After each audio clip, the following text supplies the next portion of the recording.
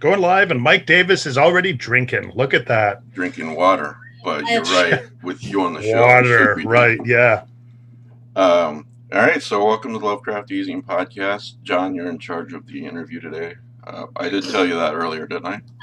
No, I thought it was German Godzilla who was in charge of the What did I tell you? Yeah, what okay. did I say? I told you. Ellen was just asking what German Godzilla was, and we wouldn't tell her. She had to be introduced properly. Actually, German Godzilla was very afraid of this podcast, to come onto this podcast. Weren't you, German Godzilla? Yeah, Ellen Datlow is the true monster here.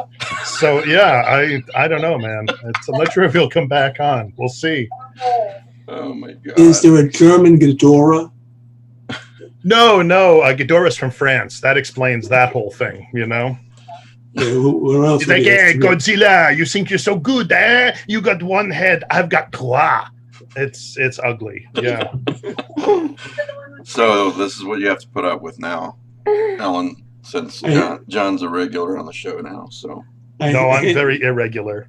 Can I ask where Rodan comes from? That's an excellent question. Where do you suppose Rodan would come from? I feel like Rodan would be Spanish, but I may be wrong about that. I may just be going through the European countries. Maybe he's like from Greece or something. Maybe. He's either Spanish or... Rhodes, of course. Spanish from Rhodes.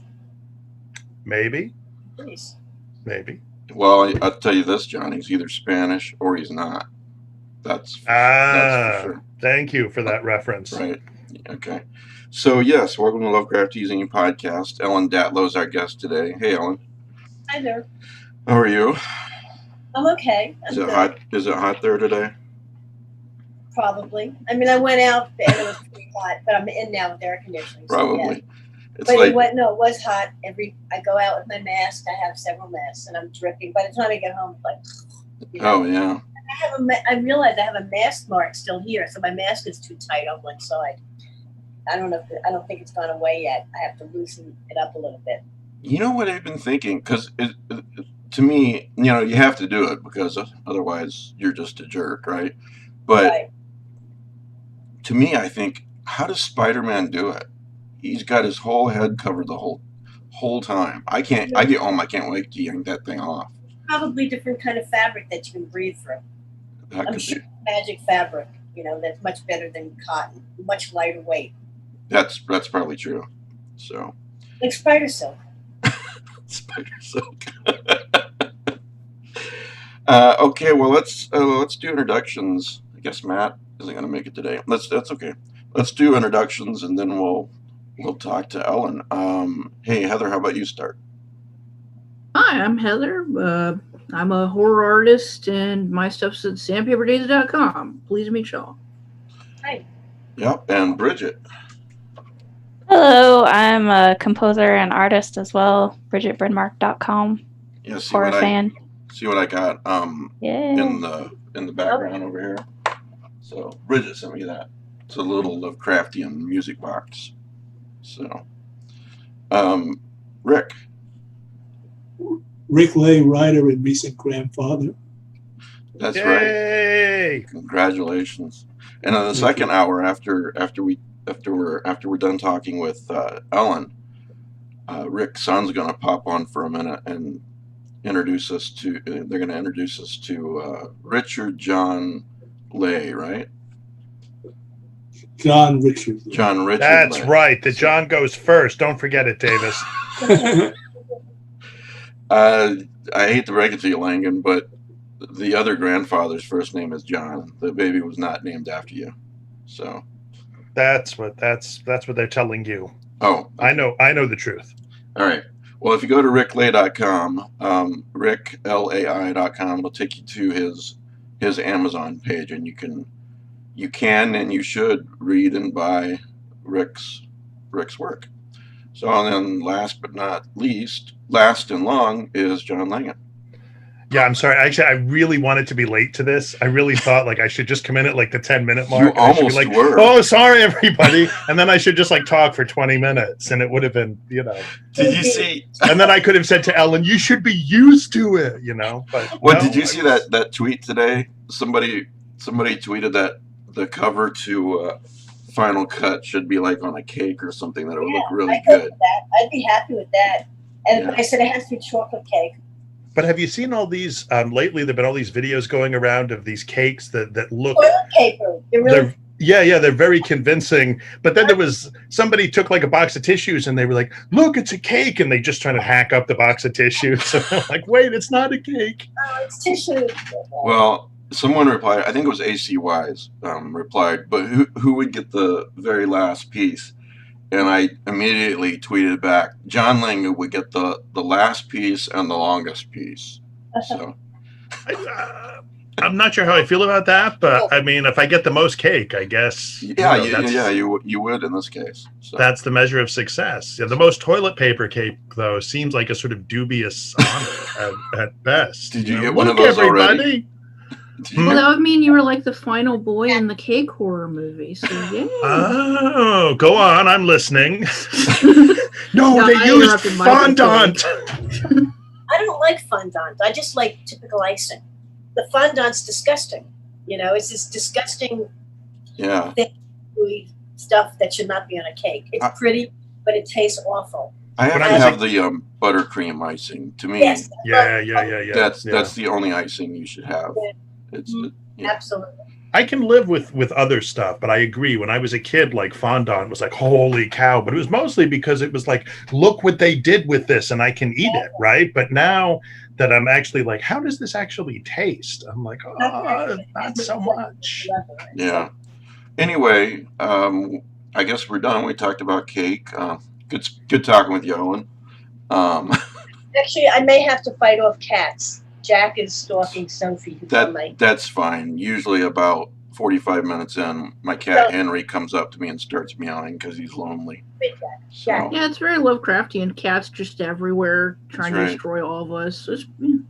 The sad thing is Mike has no cat. He just makes those noises. He just sort of moves his head off camera. He's like, meow. He's like, sorry, that's my cat Henry. I have to get attention somehow.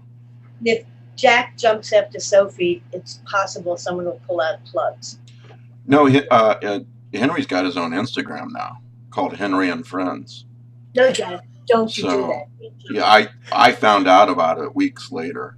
So I was wondering the cat's into the computer. He's like, Toons is the driving cat, except he's like, Toons is the Instagram I woke up cat. a couple times in the night and he was on my phone, and that's what you told your wife. Why? All these tuna pictures are from the cat.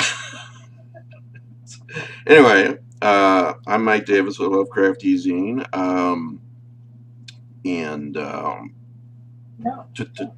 Ellen, so you've got a book, a new anthology out. It just came out, just days ago? No, actually a month ago. A month ago? Okay, I was looking at, that's what happened. I told Rick, I think it was, that it wasn't supposed to be out yet, but it was. But I was looking at, I was transposing June for July. So, okay, so it's been out a month. Thank you for my copy. I'm enjoying the stories. Almost all of the stories. Well, we can talk about that later when Langan's not here. Yeah, talk about it with your cat, Davis. Yeah, I'll do that. So for those who don't know Ellen, I can't imagine where you've been because she's edited a lot of horror anthologies and science fiction and fantasy too, I believe. And you do the best horror of the year. What number are you up to now on that? I'm working, number 12 will be coming out in September. So I'm working on the team now. Okay, great.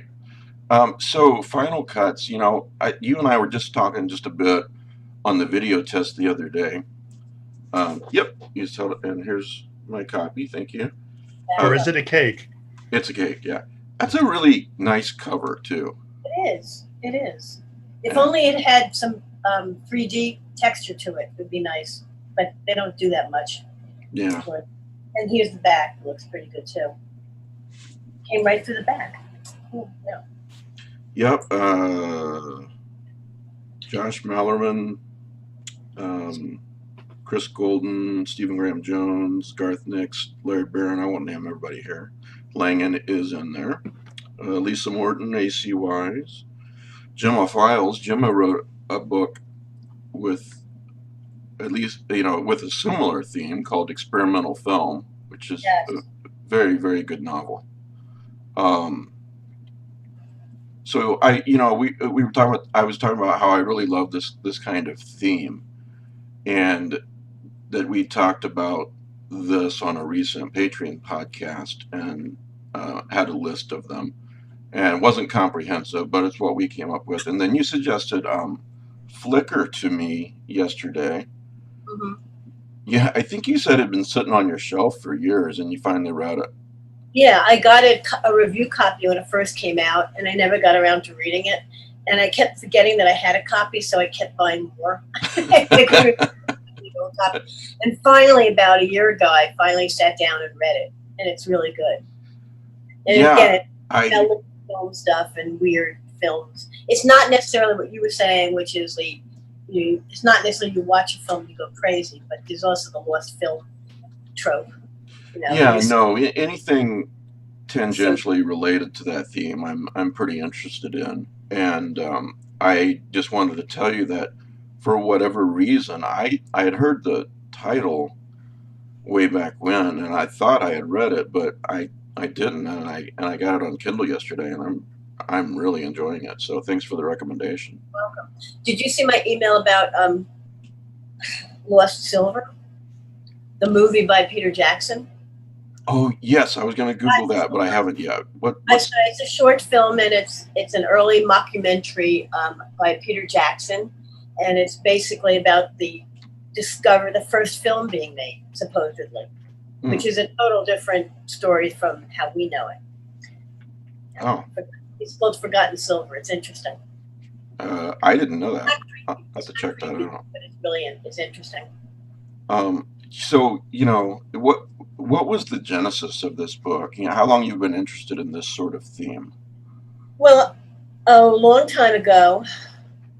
I'm trying to remember what happened first. And I did a reprint anthology called The Cutting Room.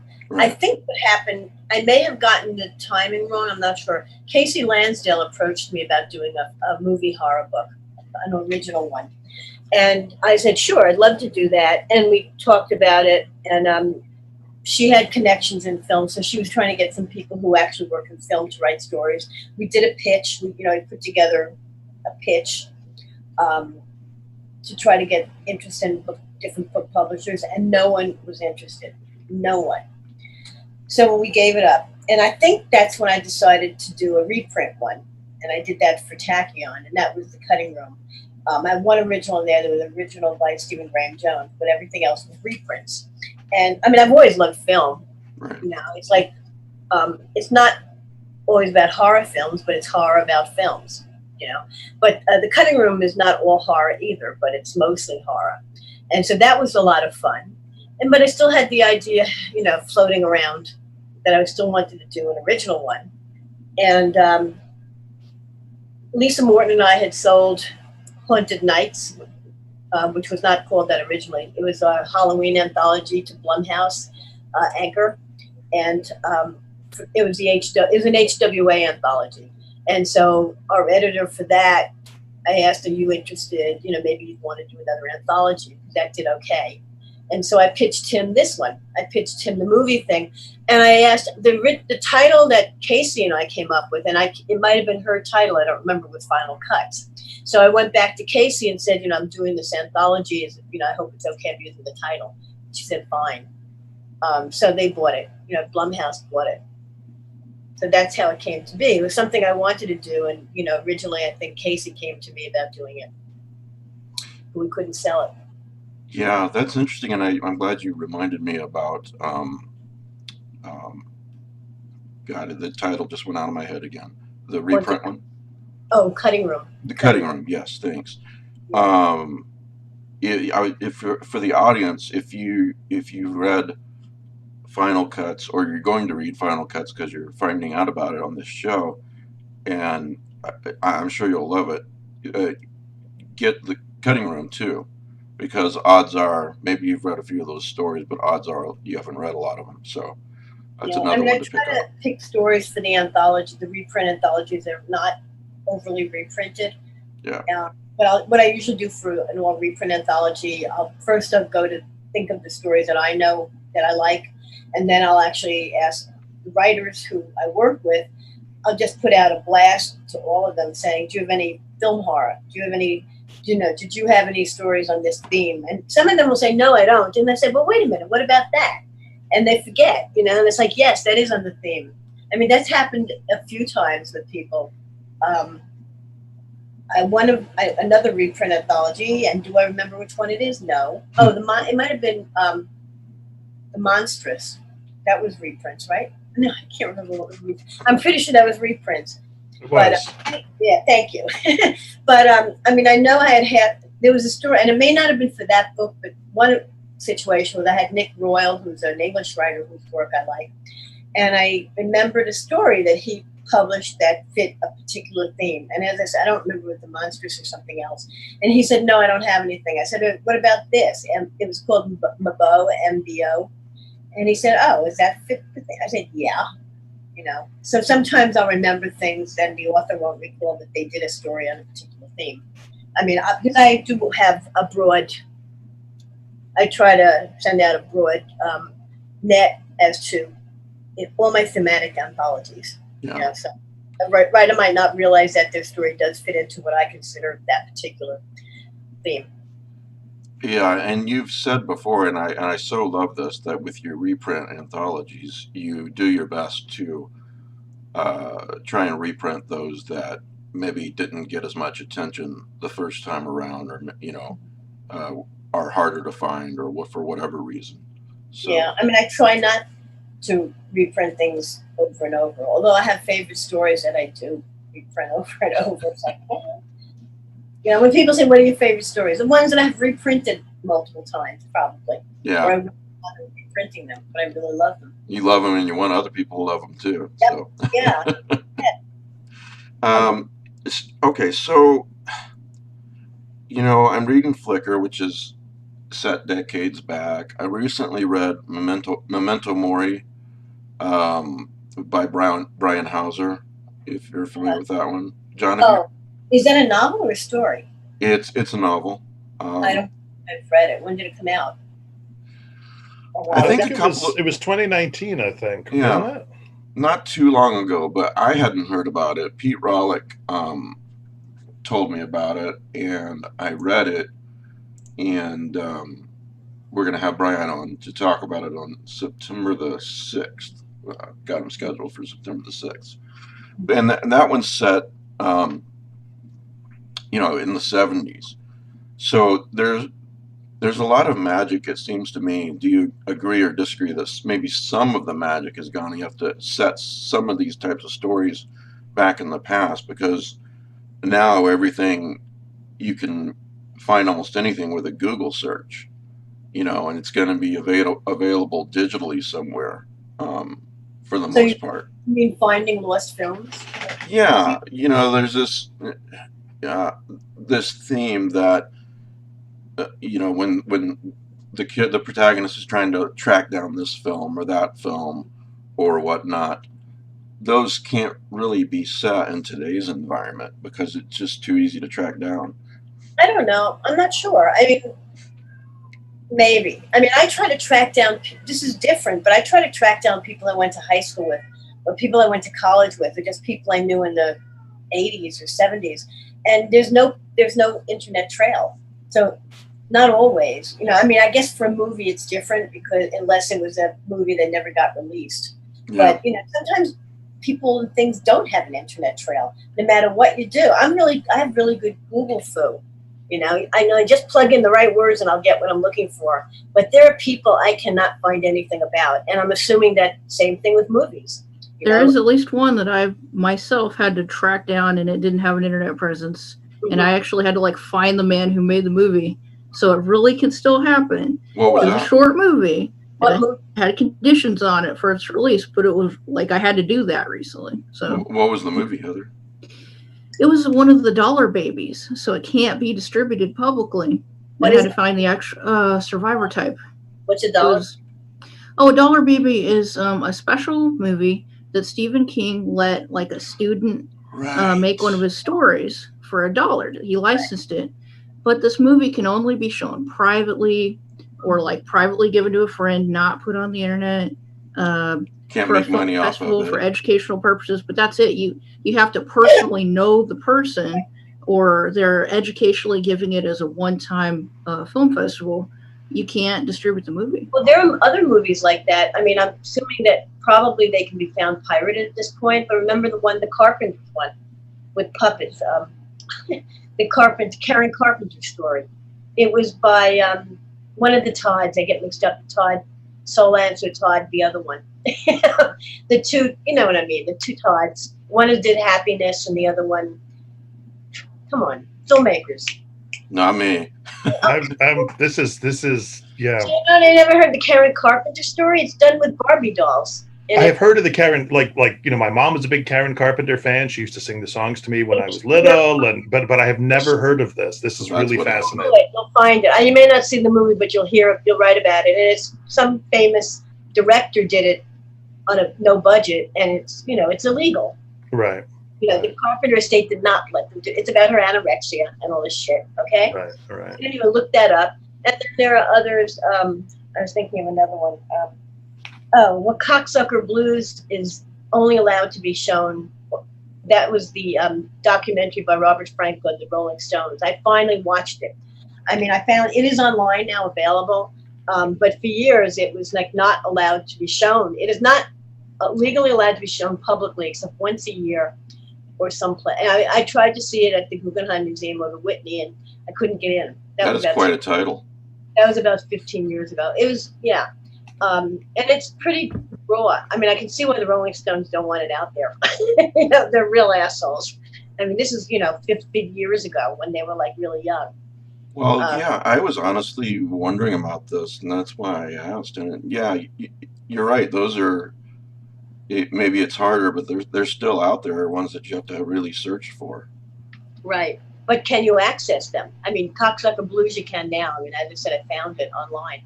I don't know about the Karen Carpenter story. Go look for it. I mean, I'm going to look it up to see if you can find it. I got it. I mean, I watched it at Jack Womack's house. We used to have a bad movie night every few months, and he would have all these movies you couldn't find. Meet the Feebles, which I love, but and he had the Karen, and it was like a copy of a copy of a copy, so it was a really crappy print. Yeah. But that's the Karen Carpenter story. I do remember, and this has changed now, but 7 or 8 years ago, Joe Pulver made me aware of a Lovecraftian short film. I think it was like 45 minutes or something. Really, really, really good movie called AM 1200. And now you can watch it on YouTube now for free, and I believe that's with the director's permission.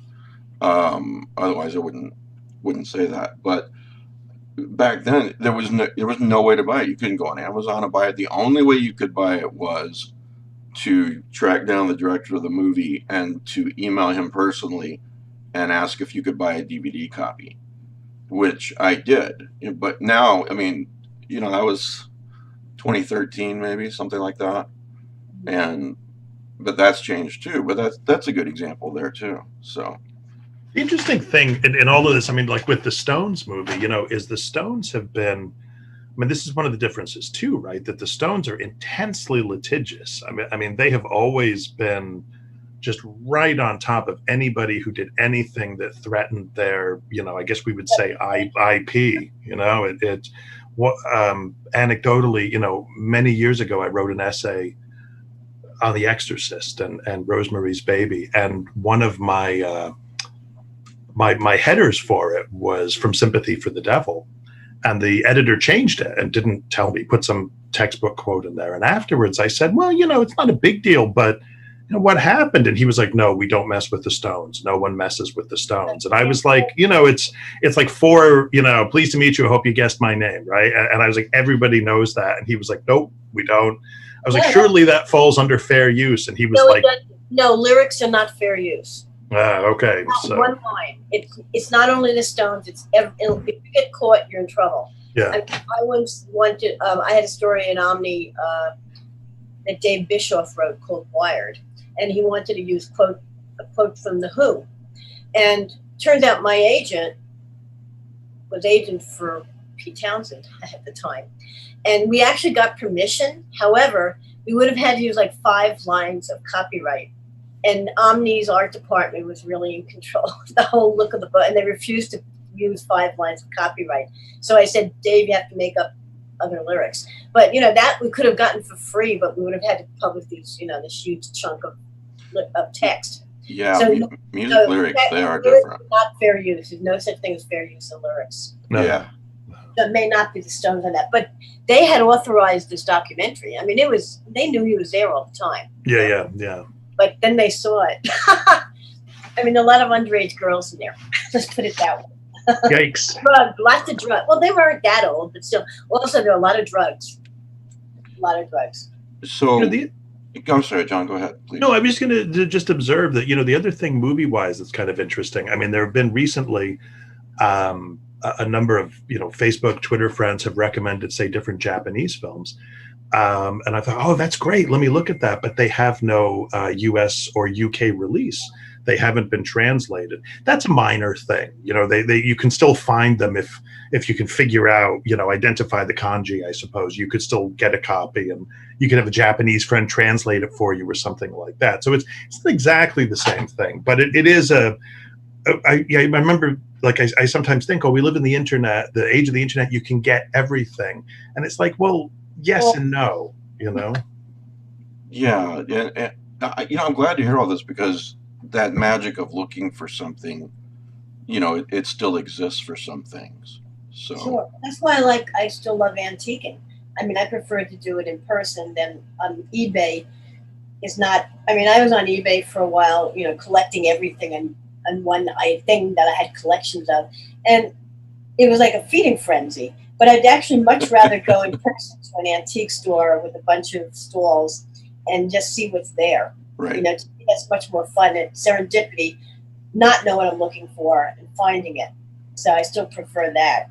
Kind of like garage sailing. You know, there's probably nothing that's at a garage sale that I would be interested in that I probably couldn't get online, but it's fun to do. Garage sales in Maine are good. I went with Liz Handerson. They got a photograph from 1910 of a bunch of people dressed in Union uniforms. An old photograph. It's really cool.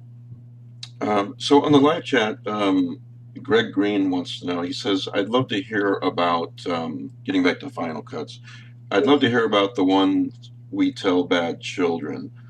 Its connection to film is so strange. Did this exist before the anthology came about, or did Laird write it for this anthology? He wrote it for the anthology. I mean, he's getting into more weird sword and sorcery stuff intentionally. Mm-hmm. I mean, he did that, was it Oblivion Mode?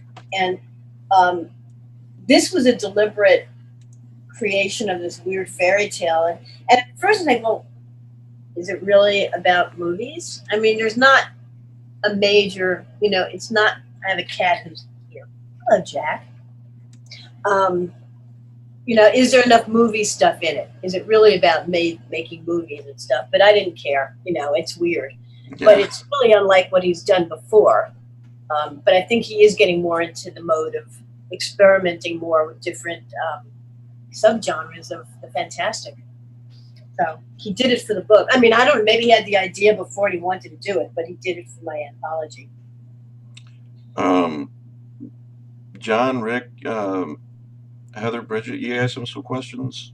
Oh, wait a minute. Maybe John knows something different. John has Yeah, you might. ever talked to you about that story? He did. And say about it. But it was mostly, he was like, ha ha ha, wait till Ellen gets a look at this. It was no, I mean, I don't know if I should reveal Laird's trade secrets, but Yeah, go ahead.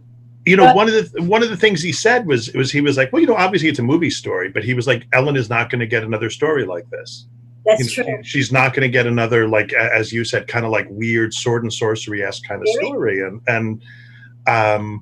And you know, obviously that was intentional on his part.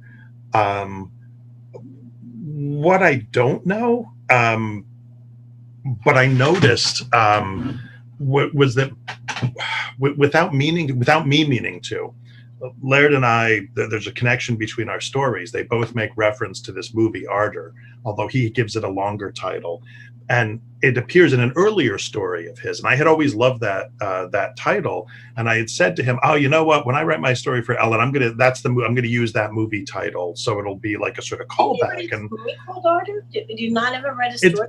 It's not, the story itself isn't called Ardor. The story, dang, I'm sorry, I'm blanking. It's in Swift to Chase, and I just can't think of what the name of the story is. But he included this detail about this sort of Andy Warhol-esque, sort of pornographic version of Dracula called Ardor, and I just always loved that title, and I wanted to do something with that. And he was like, "Yeah, sure, do something with it." I didn't realize that he was also going to do something with it in his story. So there's this weird kind of cross connection. I don't know if anyone even noticed it. I never know. I don't think I consciously noticed it, and I don't think any reviewer has picked that up at all. No, it's it's not the kind of thing I noticed, to be honest with you, until like it suddenly occurred to me. Oh wait, but that's just the way it is. Ardor sounds like something out of the Amber novels too. Well, it's the name of a Nabokov novel, or the subtitle, Ada or Ardor. And I don't know if that's where Laird got the title from, but I just always thought that was such a fabulous title for like a kind of vampire horror story, And What if you need to actually write that story now? Well, in my version of the story, it's this sort of like pornographic French Canadian version of Dracula. Right. Is this the one you made with the sex scene that you made your son read? No, that was another story. my 28-year-old son, I should hasten. Oh, okay, right. Yeah, all right. Yeah. So, I was envisioning a 13-year-old with years of therapy ahead of him. So no. He has years of therapy ahead for him anyway, but not because of that. You know what Ellen should do, John? She should do an Andy Kaufman anthology. Like Laird's story, Andy Kaufman creeping through the trees. Yeah, see if isn't he at least mildly obsessed with Kaufman for some reason? Is he? Laird has all kinds of weird obsessions. Well, he'll be on in a few weeks. We'll ask him. So you can grill him.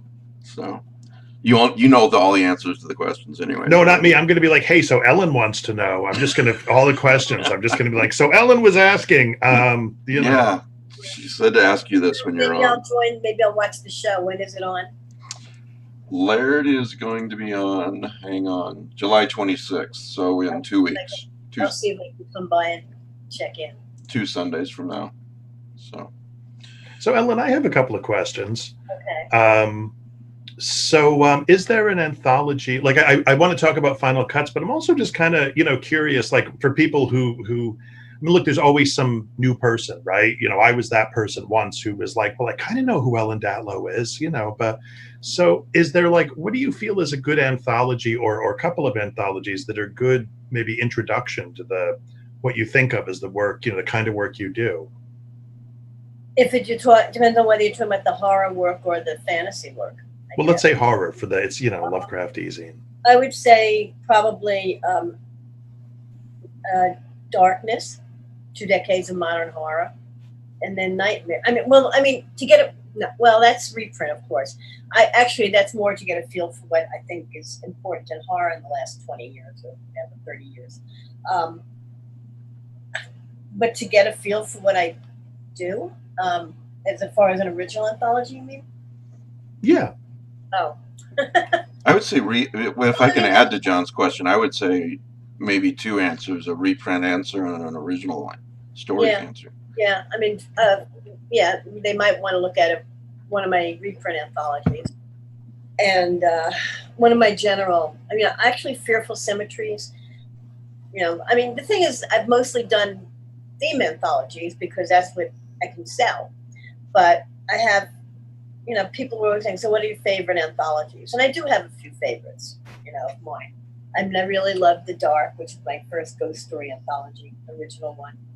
I really like I guess I'm thinking of the story, the anthologies that I really still love more stories than any other anthologies. Oops. See, I have books piled up and something just fell. It's yelling at me. You're trying to get the cats. No, they're not even, they're down, they're away. Fearful Cemeteries is one, that was the one I did as a Kickstarter with eZine, but it was a non-theme, and I really love that. I love a lot of the stories in that. I'm still very fond of a lot of the stories in supernatural noir, and I would love to do another supernatural noir anthology, because I love supernatural, I love noir, but I can't sell it, so. You also did a best of the best in the last couple of years, didn't you? Well, that's the best of the first 10 years of the year's best. I mean, Yeah. whether they're the best or my favorites, they kind of overlap. I mean, how do you define best? They're the stories that stick with me. Well, and best to you is maybe not best to somebody else. You could say favorite. Yeah, and when I did the best of the best, Yeah. I did not want to overlap with Nightmares, A Decade of Modern Horror. So there were stories that I would have taken my best of the best that I didn't feel I should because, as I said, they were already in Nightmares, which is a decade of modern horror. Yeah. So I mean, it's always a juggling act when you're doing reprint anthologies. Well, best horror of the year has a better ring to it than, say, favorite horror stories of the year. So. Well, yeah, I mean, I've got this book edited by that's coming out from Subterranean. That's And right. Tell us about that. it's another doorstop. It's well, Bill Schaefer of Subterranean approached me about doing it. I thought it was nuts. It's like, really? It's like, are you kidding? Who would care? But it's basically, it's supposed to be, all right, it's the best stories that from my various anthologies. In other words, it's some of my, not all, but some of my favorite stories from my various anthologies, science fiction, fantasy, and horror over the years. I mean, it includes everything, but it's not my magazine work at all, but just my anthology work. So,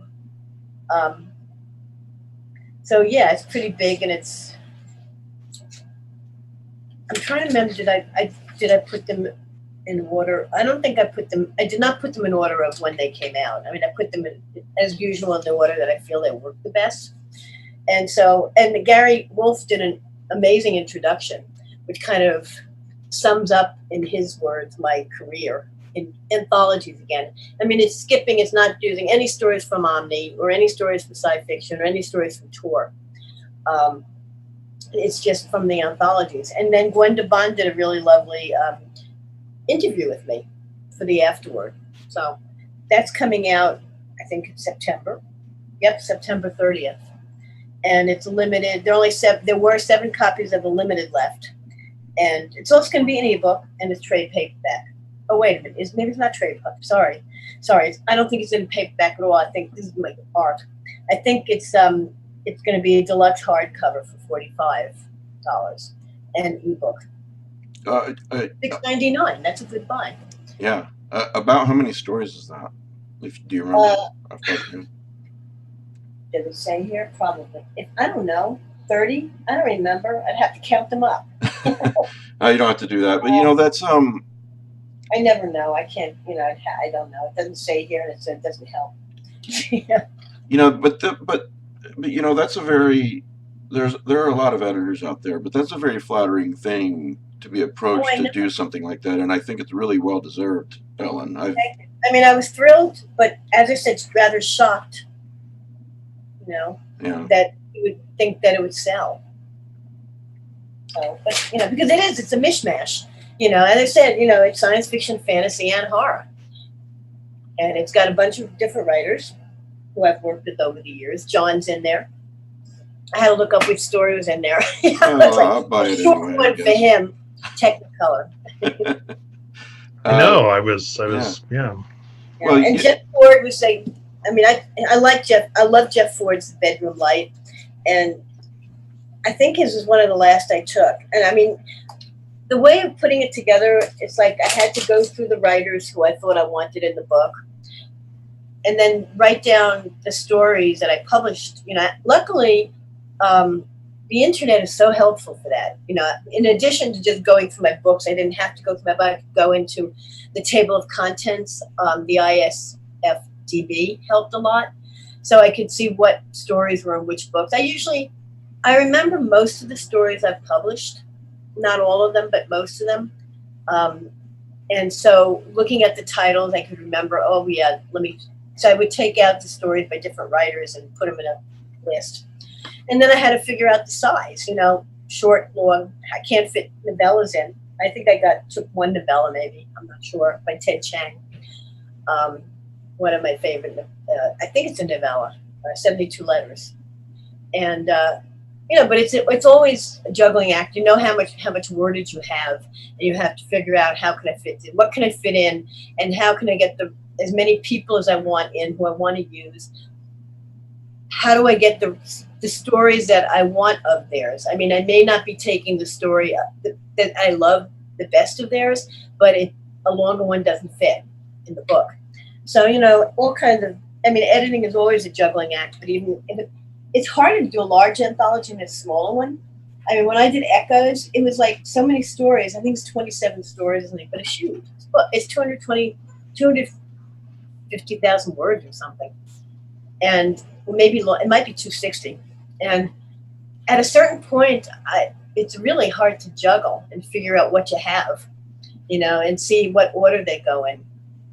Yeah. The bigger the book, I think, the harder it is to do that, because you kind of forget what the stories are. You have to look at them over and over again, or at least start looking at oh yeah, that's about that. Because you also want to vary the tone and subject matter. You know, you want to vary a lot of things. So putting together the table of contents of an especially large anthology is kind of difficult. You know, personally, I do think edited by will sell well. I mean, well, the limited almost sold out, so that's nice. There you go.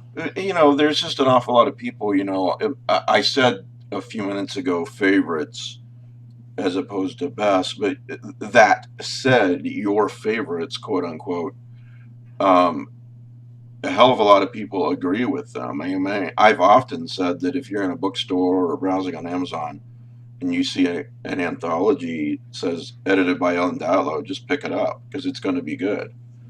And then you get the reviews on Amazon. She must really be bored of editing. This is terrible. I don't understand her. This book is not as good as her anything she did 10 years ago. You know, I saw that on Final. I actually said that, and I realized, are you the same asshole who said that 10 years ago? I mean, I don't know. Amazon, you know, I don't know who they are, but someone, and I'm sure it's the same person, said the exact same thing about 10 years ago.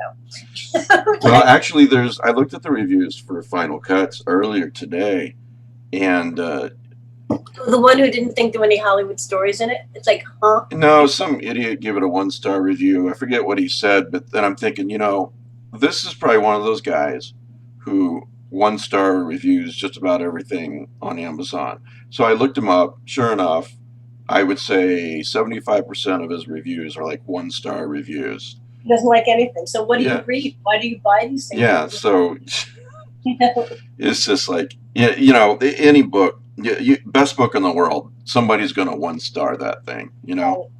But I hate when they 1-star it because there's some technical issue. It's like, don't blame the author if you find a typo, or if you think the Kindle is too expensive. Yeah. Not what giving these stars are for. On the flip side of that, I love the 5-star reviews that say something like arrived in perfect condition.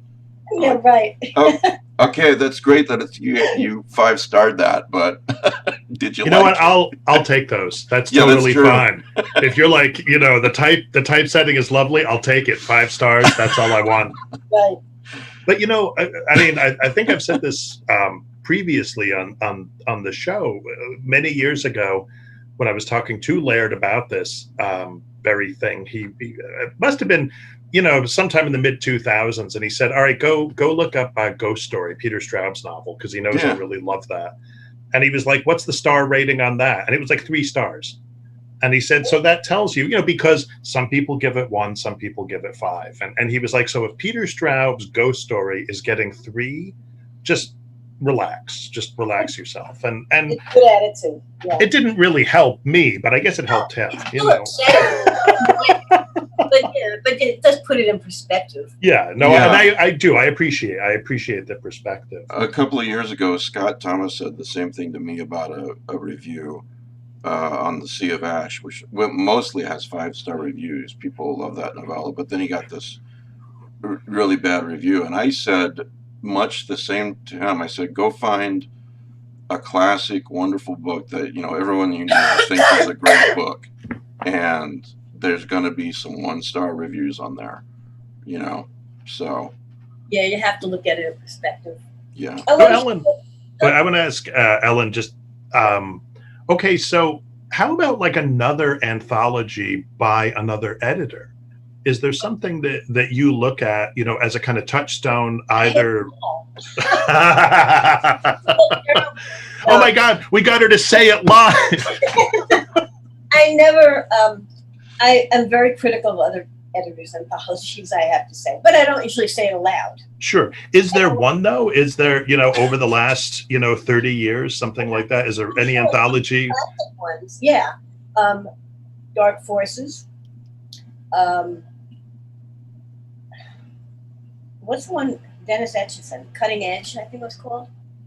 He did a few, right? He did Cutting Edge, and he did the was it meta horror? Although I think that was more reprint stuff. Was it? Oh, the Cutting Edge was very good.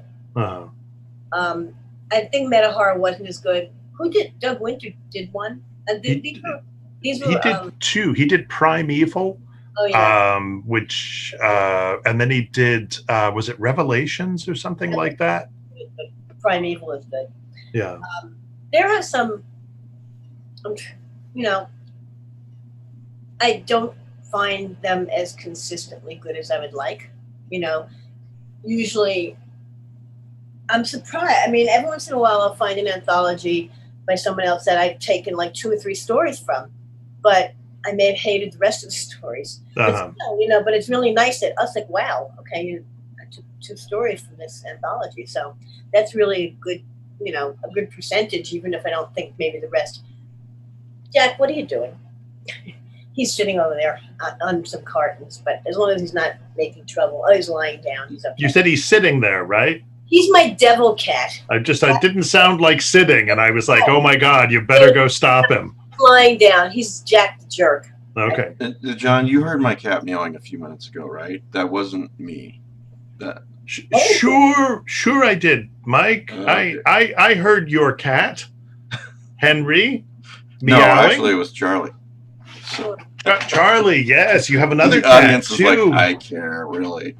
Go on, tell us more about your cats, Mike. I Because think they don't want to hear about Ellen. No, not at Okay, all. so They want to Henry hear has about an Instagram. your Yeah. cats. Go on.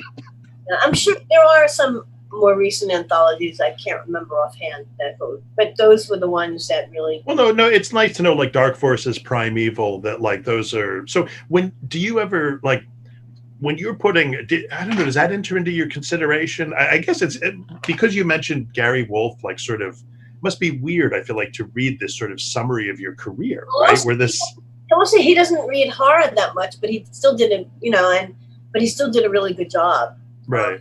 I mean, mostly I've been doing horror in the last 20 years, more than fantasy. I've been doing some fantasy. I mean, Queen Victoria's Book of Spells was fantasy, but that was a while ago. And Your Alice book too, right? I mean, Mad Hatters.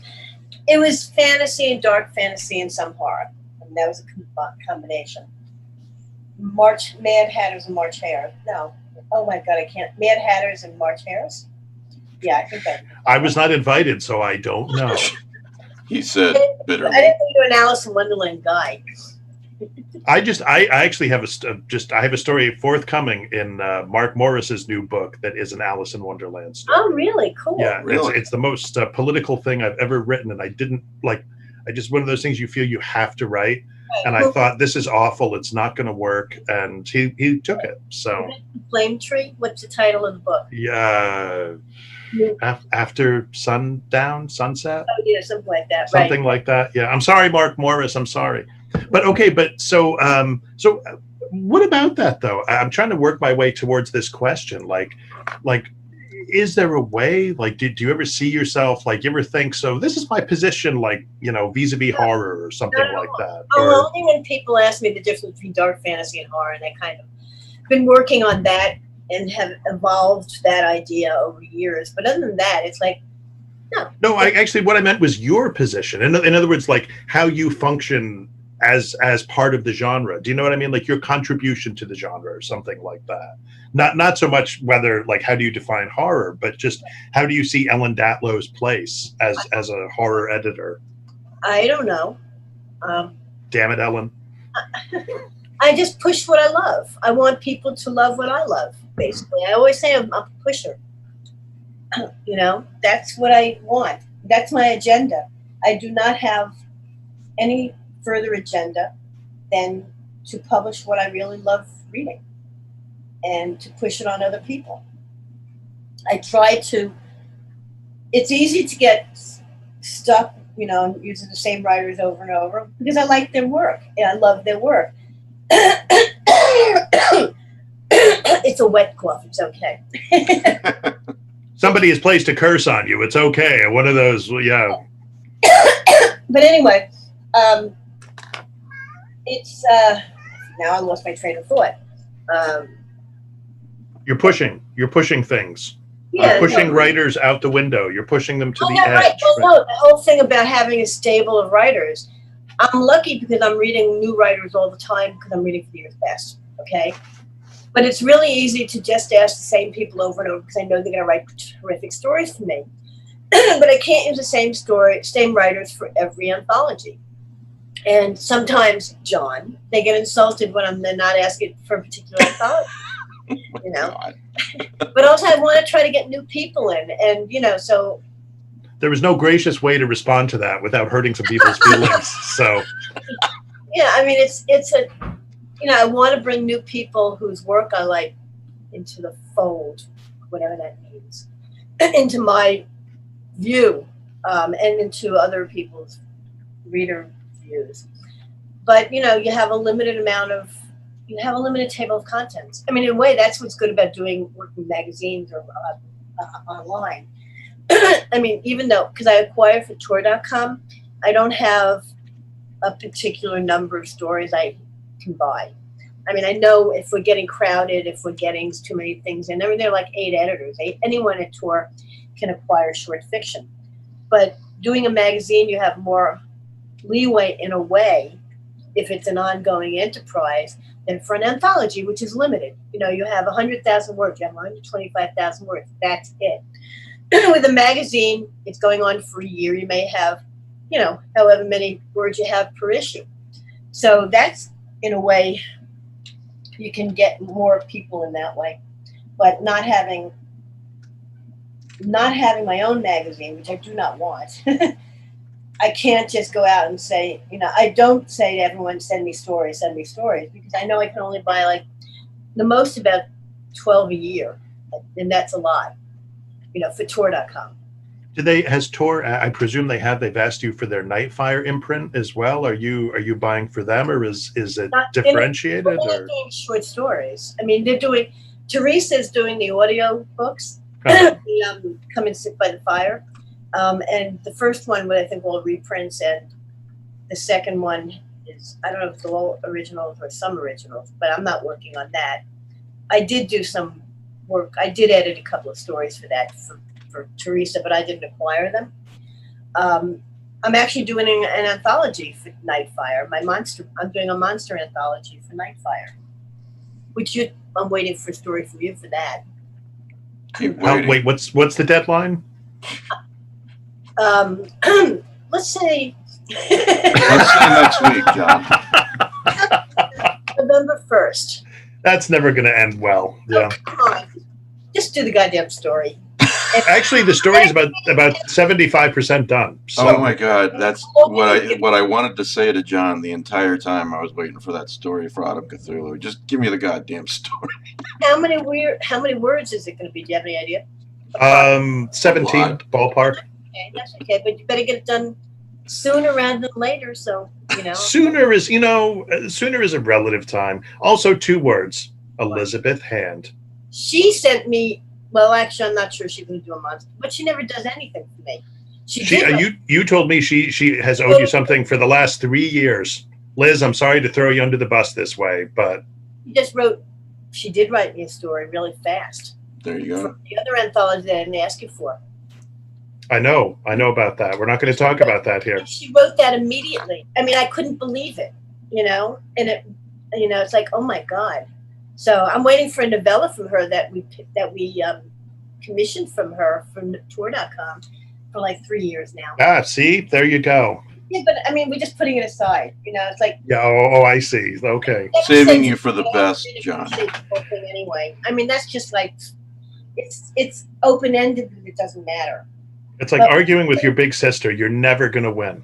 You're just never going to win. Yeah. So, Liz wrote me a story really fast, which was shocking. I was shocked.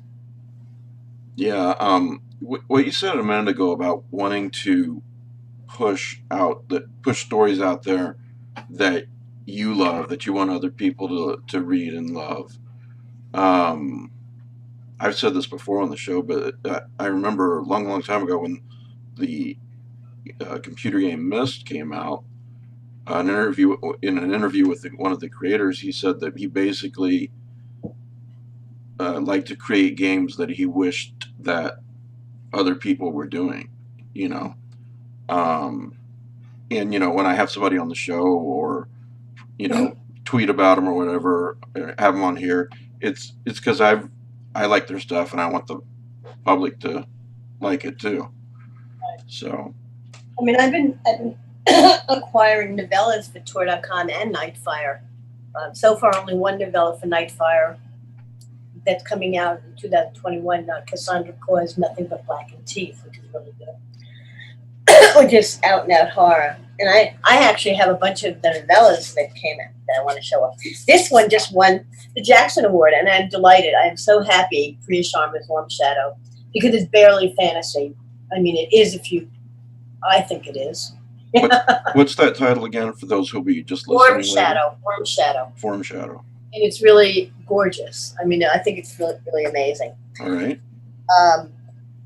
Jeff Ford's Out of Body came out this year. Oh, yes. We had him on the show. Great little novella. Yeah, it's a horror, dark fantasy, weird, very weird novella. And this is coming out from Stephen Graham Jones. It was supposed to come out earlier. It was supposed to come out in July, but because his novel, Only Good Indians, was delayed, we delayed this till September. And it's an out-and-out YA slasher book, kind of. He was on the show with Paul a couple of weeks ago, and he talked about Night of the Mannequins coming out soon.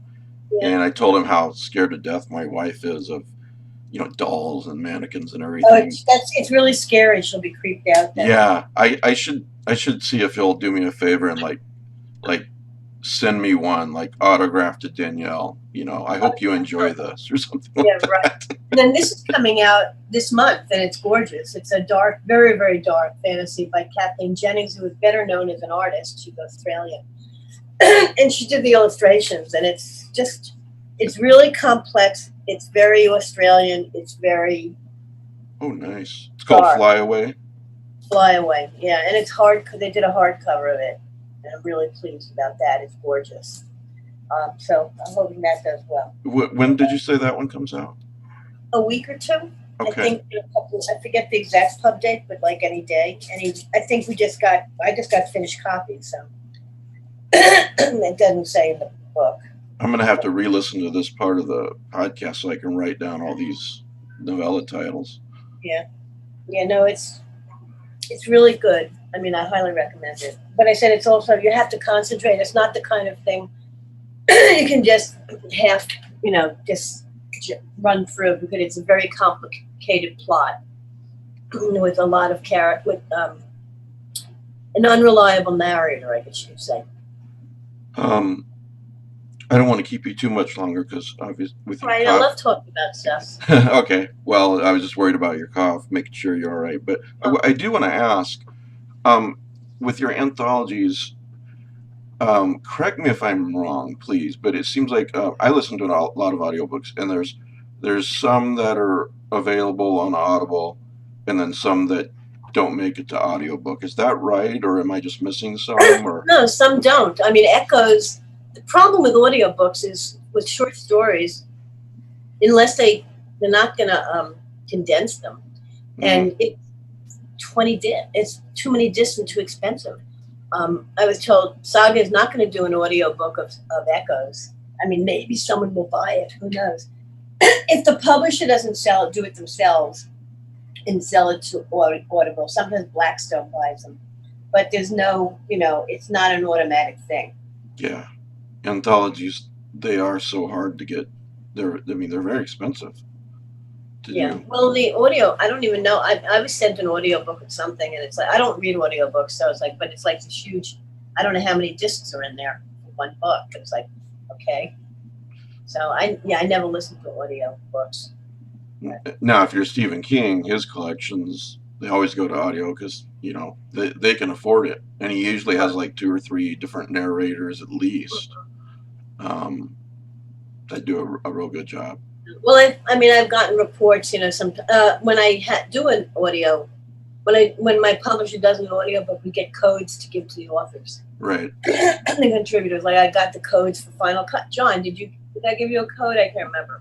I don't know if you did. I didn't. To be fair, I didn't ask for one because I'm not much on audiobooks. I usually, like when I exercise or whatever, I listen to like this, like podcasts. That sort of thing.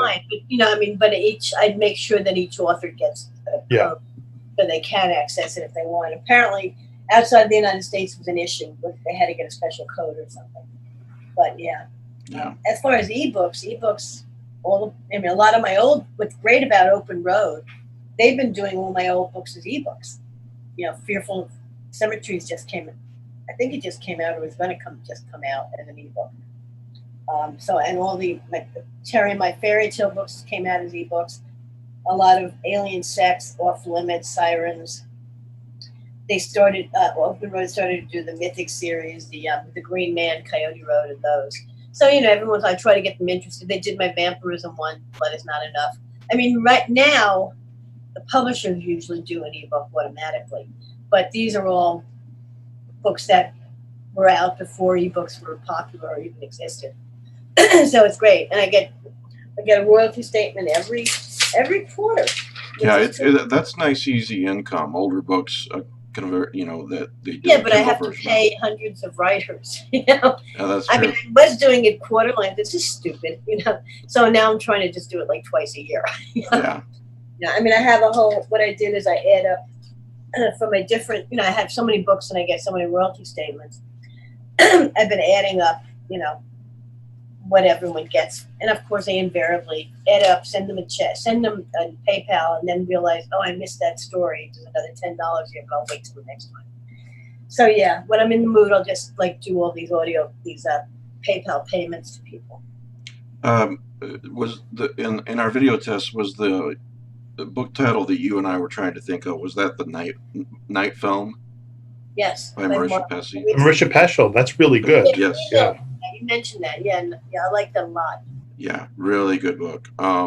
It has weird italicizing. Do you remember that? That like she just italicizes certain almost seemingly random words, and I'm sure it's to try to emphasize or like to give you a sense of the character's speech. But it's the only thing about that novel that I otherwise found just terrific. I had forgotten about that till now. Now I remember reading it. I even said somewhat as much to Danielle. I said, I'm really loving this book, but I don't understand the random italics. Yeah, I just don't remember. That said, it's a fantastic book. If you like this theme, read that as well. Movie making and someone getting killed, looking for it, or it's a good one. I really like it. Yeah, I'll say again, experimental film. Have you read, Ellen, or John? I think the rest of you have, but correct me if I'm wrong. A short story called Snuff Movie by Michael Menace. No, I have not. Who's the author? I'm sorry? Who's the author? Michael Menace. No, I'm not familiar with that. When did it come out and where? Oh, it's years ago. 1 second, and I will tell you. But it's this is not an exaggeration. It's one of the scariest short stories I've ever read. Really? Yeah. It's sort of a sequel to Ramsey Campbell's Cold Print. Uh-huh. I think it is in Your Poison Dreams. What's that? I never heard of that. Is that a collection or an anthology? It's a collection, and it's only $2.99 on Kindle. I'm not sure if there is a print anymore. Mm-hmm. But yeah, Your Poison Dreams, excuse me, by Michael Minnis, Minnis. Pretty sure that's the one. And it's just I'm not going to talk about it. I'm just going to say that it's one of the most unsettling horror short stories Sounds great. I'd like to read that I've it. ever read. Yeah. By the way, I forgot to mention I'm working on an anthology, or I finished an anthology, although I'm struggling with the intro. Called Body Shocks on Body Horror for Tachyon, all reprints. Oh, really? Yeah, and that was interesting. I'm not a fan of extreme horror, but I thought so. Some of the stories are pretty extreme, but it's an interesting. Again, and I try to do an interesting mix of things. And I'm struggling with the intro because Stefan Jimenowicz usually helps me. I mean, I'll usually write something and then get stuck and say, "Bleh, here, Stefan, can you help me put this together?" And he usually does, but he's been under a lot of stress at work and he hasn't done it. And it's like, I have to finish it myself. And it's like, oh God. John, would you like to help me with the intro? Sure. Send me a copy and I'll make stuff up. Please do. I mean, I'll show you what I've got. Wait. When do you need it by? Very late. 10 years from now. I don't know when the book's coming out. I mean, I handed in everything but the intro months ago. And I just have to finish the damn intro. But if you can just look at it and see. Sure. No. In all seriousness, I would be happy to. I never know how to end them. I mean, part of the problem is I have no idea. Okay, I have a bunch of stuff here. Now what? I hate writing. Always end with an atrocious pun. No. Yeah, no, absolutely. Atrocious pun is the way to go. Well, for like a body horror anthology, there's got to be some kind of atrocious pun that we here at the Lovecraft eZine could come up with, Congratulations. You now do not have to write the introduction, John. I'll send you what I have and you can tell me what to think if you think I'm on the right track at least. I am sure you're on the right track. Yeah, but the track. I'm sure you'll be able to flesh it out. That was good. That was nice. Yeah, that was good. But it's gone off the track. It's like, weaving around and about to go off the cliff. Okay, all right. Fleshing out for sure. Flesh it out. Okay. It needs a terminus. Okay, a terminus. Nice one, Heather. Yeah. That was good, Heather. That was my hat's off. Thank you. It was much more fun than I expected. I mean, I really enjoyed doing it, and there's some really creepy, really horrible stories in it. So, speaking to the audience, lately, the last year or so, Ellen's Echoes was a really great ghost story anthology. What else would you say in the last year or so after they've finished reading Final Cuts? Where should they go? And The Devil in the Deep was my sea horror anthology. Right. I enjoyed doing that. And the best horror every year, of course. Yeah. I don't know what else have I done before that. Black Feathers. I enjoyed doing that, but it didn't sell that well. What? Remind me about Black Feathers. Black Feathers was avian horror, dark avian tales. I think they put as a subtitle. But that had some terrific stories in it. I mean, Priya Sharma had a great story in that, and edited by Crow Palace. That's in my book. My edited by. Yeah, and what do you call it? Paul Tremblay had a great story in that, a really weird and creepy story. I can't remember the title of it. Oh, yeah, I don't remember. Were you like Yeah. groping for that name? To remember that name, John? What? But Paul Tremblay? Yeah. It No. comes and goes. Oh, its title. Something about birds? No, that was different. No. I forget. Yeah, It was some ambiguous title, you know. It was, you know, Will I, Won't I, something like that, you know. Yeah. No, I took a couple of stories from Echoes for the Best of the Year that's coming out in fall. I took The Puppet Motel by Gemma Files, which is really creepy. You want to read it. And who else? You know, Ice Cold Lemonade. Crossed out, yeah. Which is a pain in the ass production. They keep forgetting to cross out. They think it's an error. So hopefully in the final, the final in the proof it is correct, but you know it may drop out again. But anyway, that's in Best Horror number 12. Those two stories. Okay. Well, I think last but not least, I wanted to ask you, Ellen, and I've asked others on the show.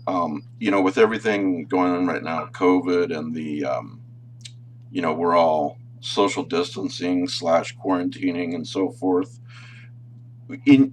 What is your thought? Why do people continue to read horror, find solace in horror? You know, in fact, you know, like Paul's book that just came out, Survivor Song, and a couple of other pandemic anthologies and movies. A lot of people are reading and watching. I don't understand. I wouldn't read them. I do want to read Survivor Song, but I have no desire to read or watch pandemic anthologies or books or stories. Thank you, or movies for that matter. Personally, I don't either. But what about, you know, like general horror, like you know, Final Cuts? I've never loved horror, so I don't know. I mean, I don't even know why I read it. I don't know why I enjoy it so much. I really love. There's something about a good horror story that totally envelops me. Mm-hmm. Well, any kind of story, I guess. I can't say why people read horror or don't read horror. I don't know. You know, and I don't know why. It's just one of the things I grew up with that I loved. I mean, I grew up reading science fiction, fantasy, and horror. And at a certain point in my life, I read a lot of mainstream, and I found it really boring, unless it had a fantastic element. I remember I loved John Fowles. I read The Collector. I loved The Magus. I read The French Lieutenant's Woman, which I loved. And then I read Daniel Martin. And throughout the entire boring book, I was waiting for something fantastic to happen. But no, it was just about an academic having an affair with his student.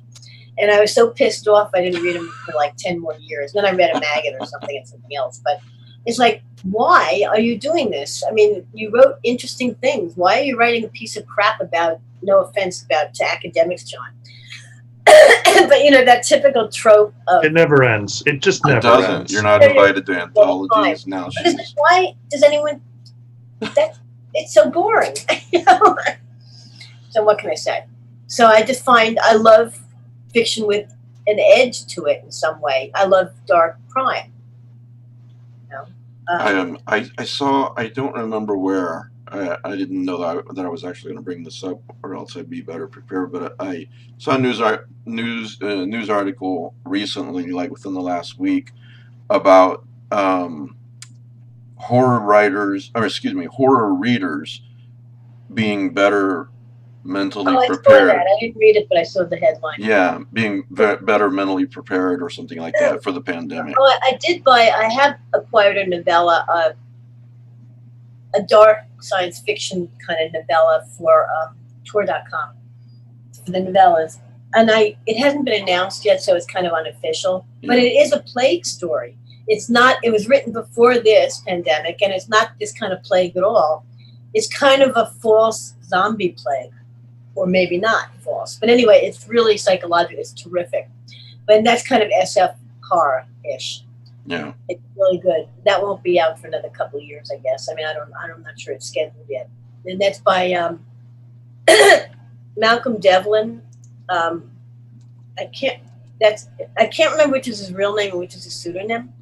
I think that's his real name. No? or is that his? I think that's his real name. Okay, and what's his pseudonym that he uses for doing the art in Black Static? I'm blanking. Me too. Matt Haig? Yes, No, Vince Haig. Vince He's Haig. married to Helen Marshall, and he's British, and they both moved to Australia. Anyway, he's the author, and it's really good. And Well, it's about a plague, but it's written before this, and it's not like this at all. It's very different and really interesting. Well, folks, again, the title of the anthology is Final Cuts. It's available print and Kindle. Some really great stories in here, no kidding. And if you like this, then get why do I keep blanking on the other one? Cutting Room. The Cutting Room. I enjoyed The Cutting Room, which is all reprint, except for Stephen Graham Jones. That was the first time I knew he was my go-to writer for fast stuff when he 3 days. The language. I mean, he wrote it like 3 days. I said, I think I need a story here. Do you want to write me something really fast and short? And now he's not as fast. He's gotten too caught up in his own stuff, too much stuff. But he was like, wow, in 3 days he wrote the story, publishable story. It's like, wow, okay. Yeah. So buy this, and if you like Final Cuts, which I'm sure you will, get the Cutting Edge too. So no, not the Cutting Edge, the Cutting Room. Why am I keep doing? Oh man, I am so sorry. The Cutting Room. Cutting Edge was the Dennis Etchison anthology. Yes, that's right. So yeah, get that too if you can find it. Okay. Well, thanks, Ellen. We're going to meet Rick's grandson now. So. And I see Tom has a child with him, a baby. Hi. That's Rick's son, Tom. Oh, hi. Hello. Oh, and that's a grandchild. Hello there, little baby. How old is the grandson? There you go. You're unmuted. Hello. Hi. How old is the baby? He's 2 weeks old. Wow. I'm gonna pin you to the screen here for the audience. Oh, I got Bridget there. Never mind. Where'd you go, Tom? There you are. Oh, right here. Yep. I'm going to go because I need to have dinner. I'm hungry. Okay. Thank you so much, Ellen. Thank you so much for having me. It was a ball. Thank you, Ellen. Bye-bye. Talk to you soon, I'm sure. Talk to you soon, John. Yes, you will. Very soon. Man, he's cute.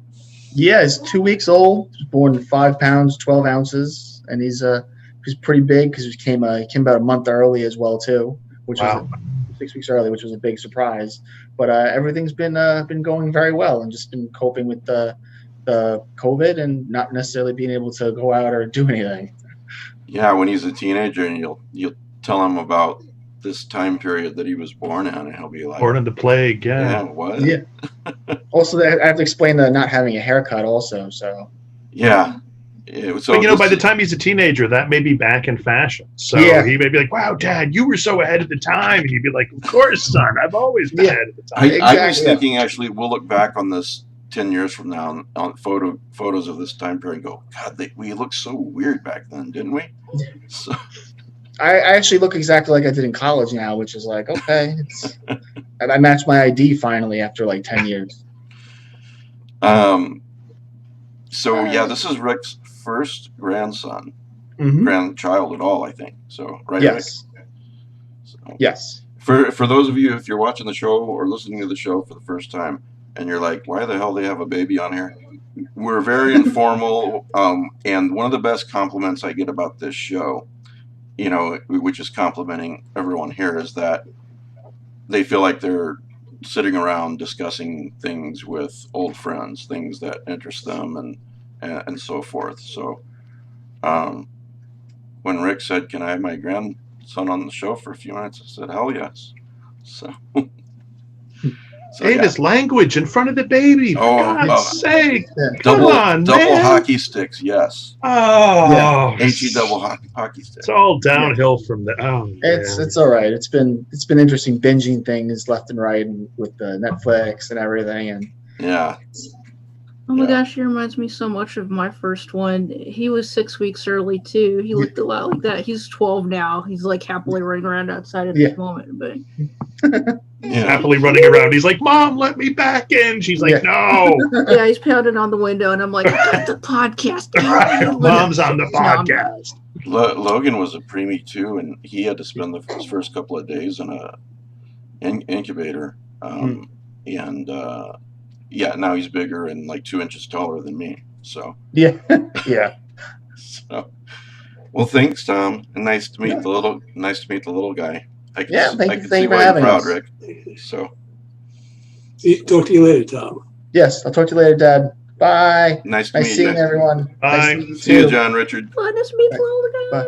Yep. Take care. Take care. You too. Yeah. So, Rick's a proud grandpa, right, Rick? Right. He needs to get a Lovecraft eZine like onesie or something like that, right? Right? That's I a mean- good There's point. totally Cthulhu onesies. I know. Well, I'm thinking about product placement. That's what I'm thinking. If Well- you say Lovecraft eZine on a cute baby, you'll be like, I need to listen to that. Either that, or you could get a little cap. You get a little cap, and written on the cap will be like ricklay.com.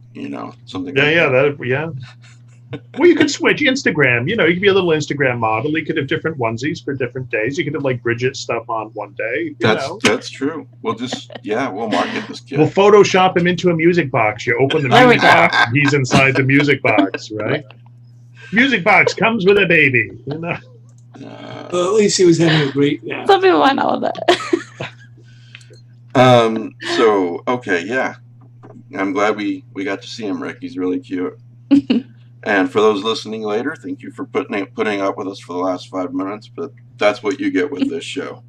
So, The Sea of Ash by Scott Thomas. For the next few days, it's 99 cents. So, you check that. If you don't have it or haven't read it, it's a good time to get it for a very low price. And speaking of audiobooks, it is available on audiobook, and Lehman Kessler did a really fantastic job with it. So, John, one last thing about Final Cuts. Greg Green wanted this. Here's his question. Would John care to discuss the inception of Altered Beasts, Altered Me, and the process of reconceiving the same core story 3 times as it develops? I did it to get Paul Tremblay. I realized at a certain point, I don't know how this happened. I was like, man, I have actually written like 3 or 4 stories now in which Laird Barron features as a character. and like I felt almost a little guilty. Laird and I have been very close, good friends for a long, long time. And we've shared a lot of creative stuff back and forth with one another. So we had stories in a vampire anthology a few years ago called Seize the Night. And there were certain elements in those stories they borrowed. No one has ever noticed this. They borrow back and forth from one another. And but I thought I've been friends with Paul for a long time. And I thought I'd like to, I kind of feel like I'd like to do a Paul story. And you should feel guilty. Oh, I always feel guilty. I had 12 years of Catholic school, man.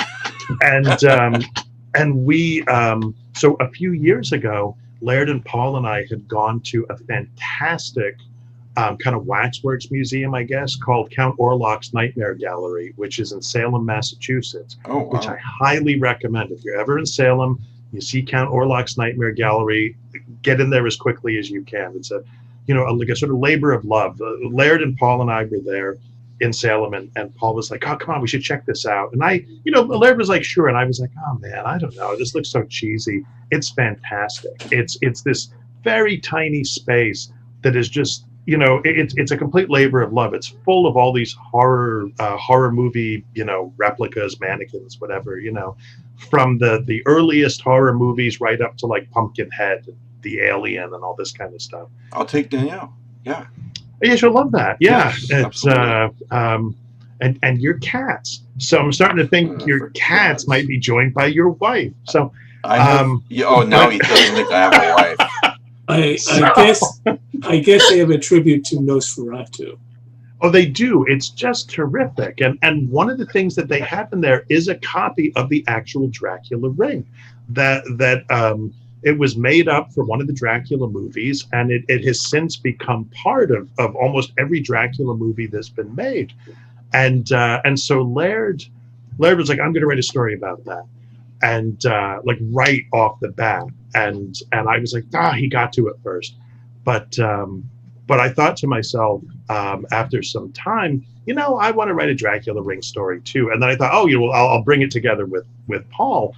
And I also thought, I'm sorry, this is going on.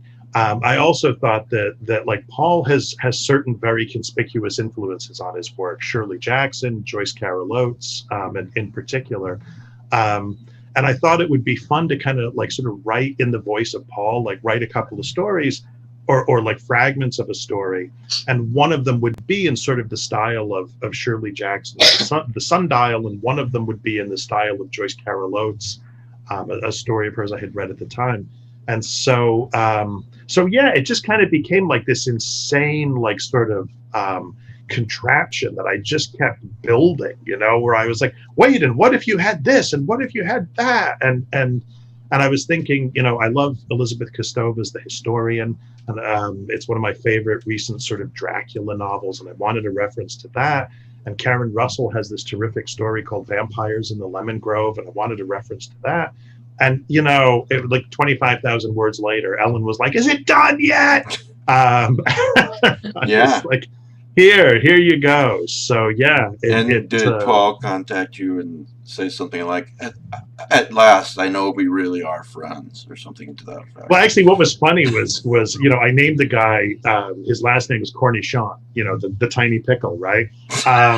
And Ellen was like, "You can't name this character Cornichon." And I was like, "Ellen, it's Paul." And she was like, "So what?" And I was like, "All right, listen." And then she was like, "Oh no, I totally get it. That's fine." You're being mean to a friend. I totally get it. Yeah, and before we talk to Kat real quick, I do have a wife, John. There's indisputable proof. You can't even say that. You can't even tell right. a lie properly. At least one woman in the history of the world has found me attractive. So, I'm not saying other women have, but she does. So, you believe me, don't you? Kat, it's so good to see you. Hey, Kat. Hello. Hi, Kat. Hello. Well, so, yeah. Davis, yeah. When's my check coming in for verifying Danielle's existence? I have seen her live and in person. I've even seen the magical dog, so I can verify. It just depends on. And I took her to one of the film festivals several years ago. So you're going to trust this audience of the Lovecraft eZine. You're going to trust this mysterious German woman who just shows up from nowhere, right? And says mysteriously, "Oh yes, I know about Michael Davis's wife." I don't know, man. This is not. Yeah. So anyway, last Sunday we were gonna have Kat on for a bit because July 5th is Joe Pulver's 65th birthday. So we didn't get to have a show last Sunday, and so belated happy birthday to Joe, right, Kat? So. Yeah, indeed. It was probably for the best that I wasn't around that Sunday. It's been interesting. Well, yeah, I mean, I think the celebration would have turned into a round of moping. So yeah, we're good.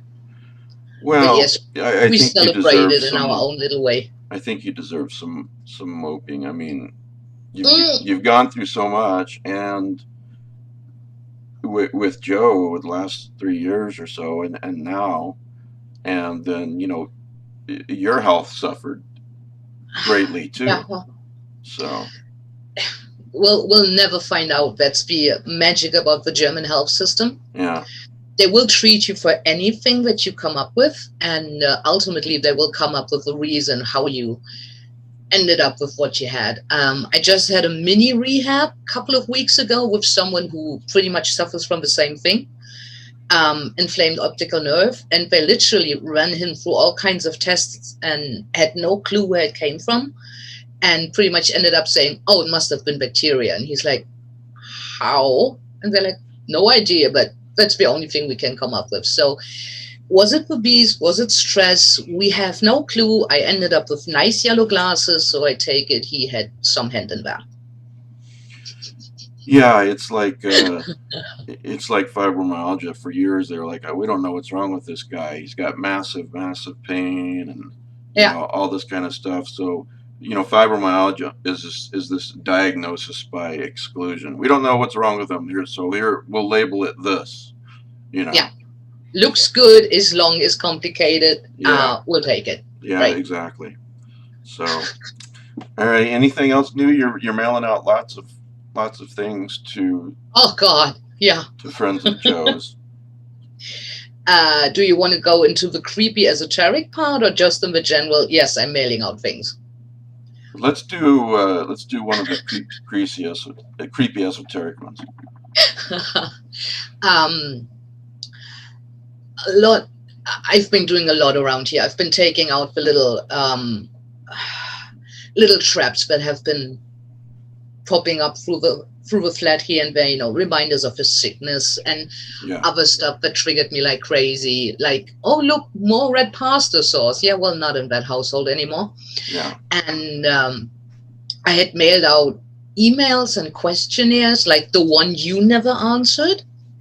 John, John was going to answer that for me. Have you not done that yet, John?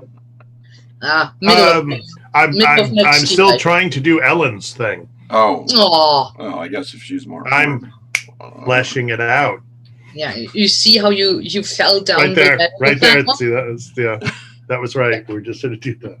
Yeah, Datlow comes in and offers something 10 minutes ago, and he's like, "Oh, that's on top of my list. Forget the guy that's No, listen. Don't worry. That Ellen has no illusions that she's on the top of my list. She knows that. She only has illusions about when she's going to get the intro. Yeah, exactly.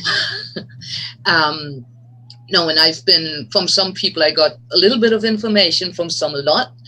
And then there were people like Jeff Thomas, who's like, oh, I can think of the Quay brothers and Elvis Costello and something else I forgot. And it's like, great, mini package for one of the guys I really want to send stuff out.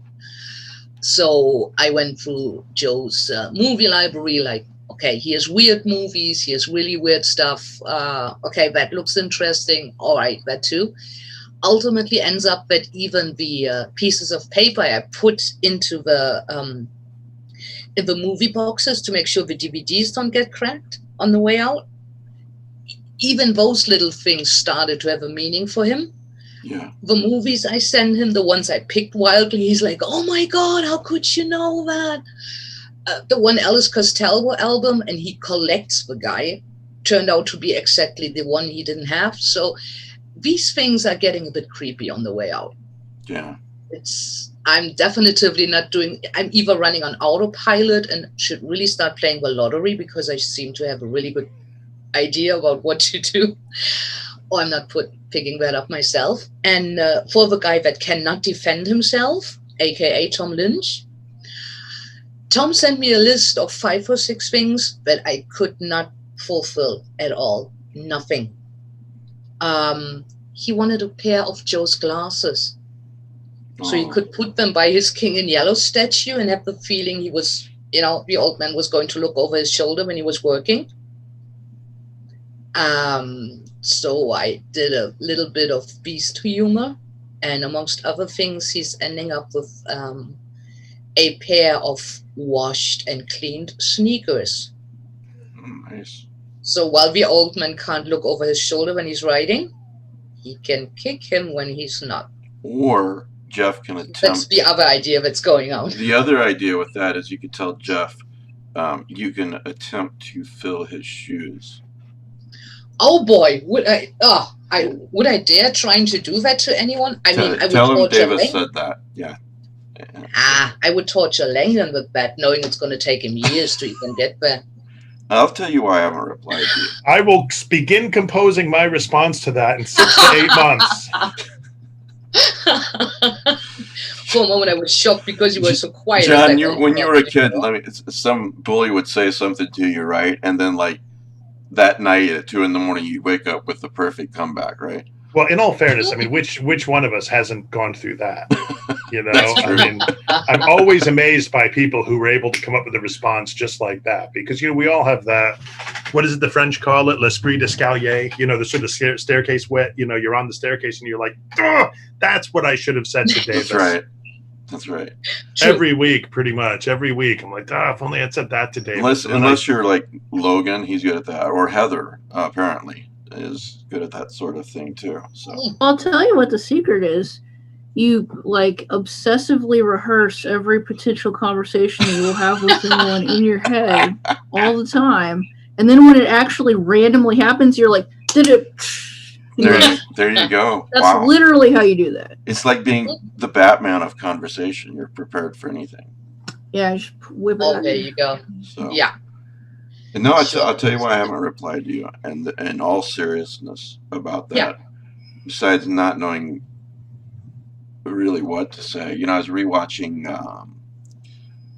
the Lord of the Rings trilogy recently, and you know, after Gandalf dies, and then they go into what is it, Lothlorien, guys? Yeah.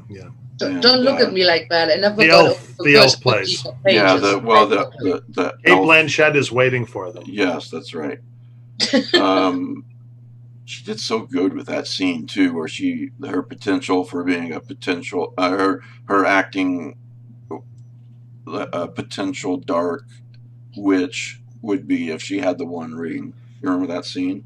All would love me in despair. Yeah, all would love me in despair. Yeah, that is. Which so is what good. I say to my family. But, you know. All shall love me in despair. So, but before that, you know, they tell everybody to rest for the night because, you know, the borders are well guarded and everything. They can let their guard down and rest. And they hear the elves singing. And one of the hobbits says to Legolas, what are they singing? And he said they're something to the effect of they're mourning Gandalf. And he says, what are they saying? And he says, I have not the heart to tell you. For me, the grief is still too near. And so you might just have to mind read me, Cat, with this stuff. You know, and take your time. There's no rush. Nah, I just as soon as literally in the other room, I have a dozen packages. Yeah, wow. Yeah, well, there's something else amongst that too, but they're gonna go out when they have time and priority shift. But yours, amongst others, is really, really high up on the stuff needs to go out here soon. Well, just to make sure you guys share a bit of love and hopefully a giggle or 5. Yeah. Well, I think that, you know, I don't want you to feel all alone over there in Germany. I'm not. And I hope you don't, you know, with social media and everything. And I do want you to occasionally come on because, you know, it's the next best thing to be in the same room, you know, a video chat. So that's kind of nice. And I think it would make Joe happy as well. So. Plus, having the weird German around is always a good thing for laughter, isn't it, Len?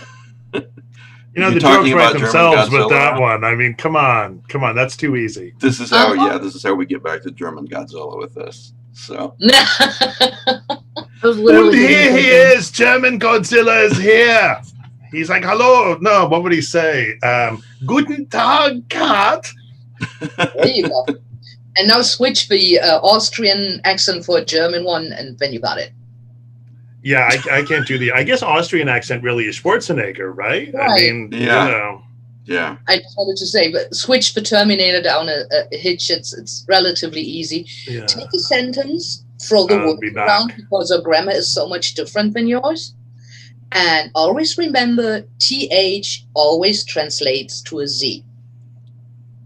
Well, it's like when it's like when Logan and I hate it when Danielle is like rewatching Downton Abbey or something like that, because for the next 5 days it's Downton Abbey. Downtown Abbey is a whole other show. Whatever. I don't watch that stuff. One I would watch. I'm not just, but you know. And for the next 5 days, she's walking around here talking in this horrible British accent, you know. No. So, all right. So, question. And copy languages. I mean, look at me. If I'm trying to go German, what do I do? This is the house we live in? Yeah, right. British is so much more fun. All right. So, guys, question from Mark Richardson. Hi, Mike. I'm writing a novel where a woman is possessed by a demon. Rick, maybe you'll have the answer to this, or any of you, right? Because I don't. I've never, amazingly, read a Lovecraft short story on the topic. Do you have one or two suggestions? I assume he means Lovecraftian, you know, themed. Are there any Lovecraftian short stories about demon possession or anything like that? I mean, the closest Lovecraft story I can think of would be the thing on the doorstep. Not exactly a demon, but... Or Beyond the Wall of Sleep. What about Shadow Out of Time? Yeah. Whisper in Darkness, you know, deals with somebody's friend change. I mean, it's not his friend anymore, but they change. Also, I guess, Case of Charles Dexter Ward kind of deals with, again, they're not acting how you think they would, but it's not the same person. That's true, too. And Shadow Out of Time, you're right, it's not... So I guess there is several. It's not a demon, but it is a weird... Yeah, an interloper wearing their face, you know? Yeah, from human point of view, it's weird, futuristic. Actually kind of funny. I mean, that actually, like, now that we're talking about it, because, like, that, it seems to me that actually pops up a bit more in Lovecraft in different ways than you might think, right? Because in The Shadow of Rinsmith, yeah. Like transition it's not of Juan Romero, but isn't that just at the very end of that story, though? Yeah. Okay. Yeah. Yeah, but just I'm thinking about that person who is not as they seem, you know. Right. Possession or appearing to be someone else when what they actually are is in fear of the unknown. A ton. Demon possession, I don't even think he really scratched Catholicism other than in like a reaction on the side. Oh shit, I'm in trouble. Danielle's watching the show. Okay. Brian Lumley wrote a story called Rising with Circe, where he mentions a whole list of stories by the original Lovecraft circle about people who've been taken over by other entities. Okay. Were you going to add something else too, John, or was that? No, that was pretty much it. I just it's actually kind of interesting to think that, you know, what yeah. It'd be a really interesting riff on the possession narrative if what's possessing you is neither, you know, angel or demon, but some kind of other entity that's just sort of walking around in you. Yeah, it's like what's the difference between a super advanced alien race that's so godlike they can do almost magical things, you know, that Arthur C. Clarke saying, what's the difference between them and say demigods, and then what's the difference really between a demon and some sort of alien monster, you know? You know, in Shadow over Baker Street, there's a story by Poppy Bright. Yeah. Oh, I forget the title, but it's sort of a prequel to Shadow at a Time. Sherlock Holmes meets a girl possessed by a Yithian. And it starts off like an Exorcist story. Bridget, stop enabling, okay? On a half serious, half ha-ha note, if he actually really wants to look at possession, not aliens, not demigods, not anything like that, out of my own experience, which I blabbered about on Facebook ever so often, case study, look at patients with Alzheimer's and dementia. It's scary bleed. You want to see something possessed? There was a reason when Joe was in hospital. Oh God, what was that? Last year? Yeah. I literally looked at him and said, I don't know who that is. He might look like my husband. He's not. Because he was in full-blown ICU dementia. Yeah. And that lets something out that is deep, deep in these people that you've never seen, because we all have our filters and we all behave.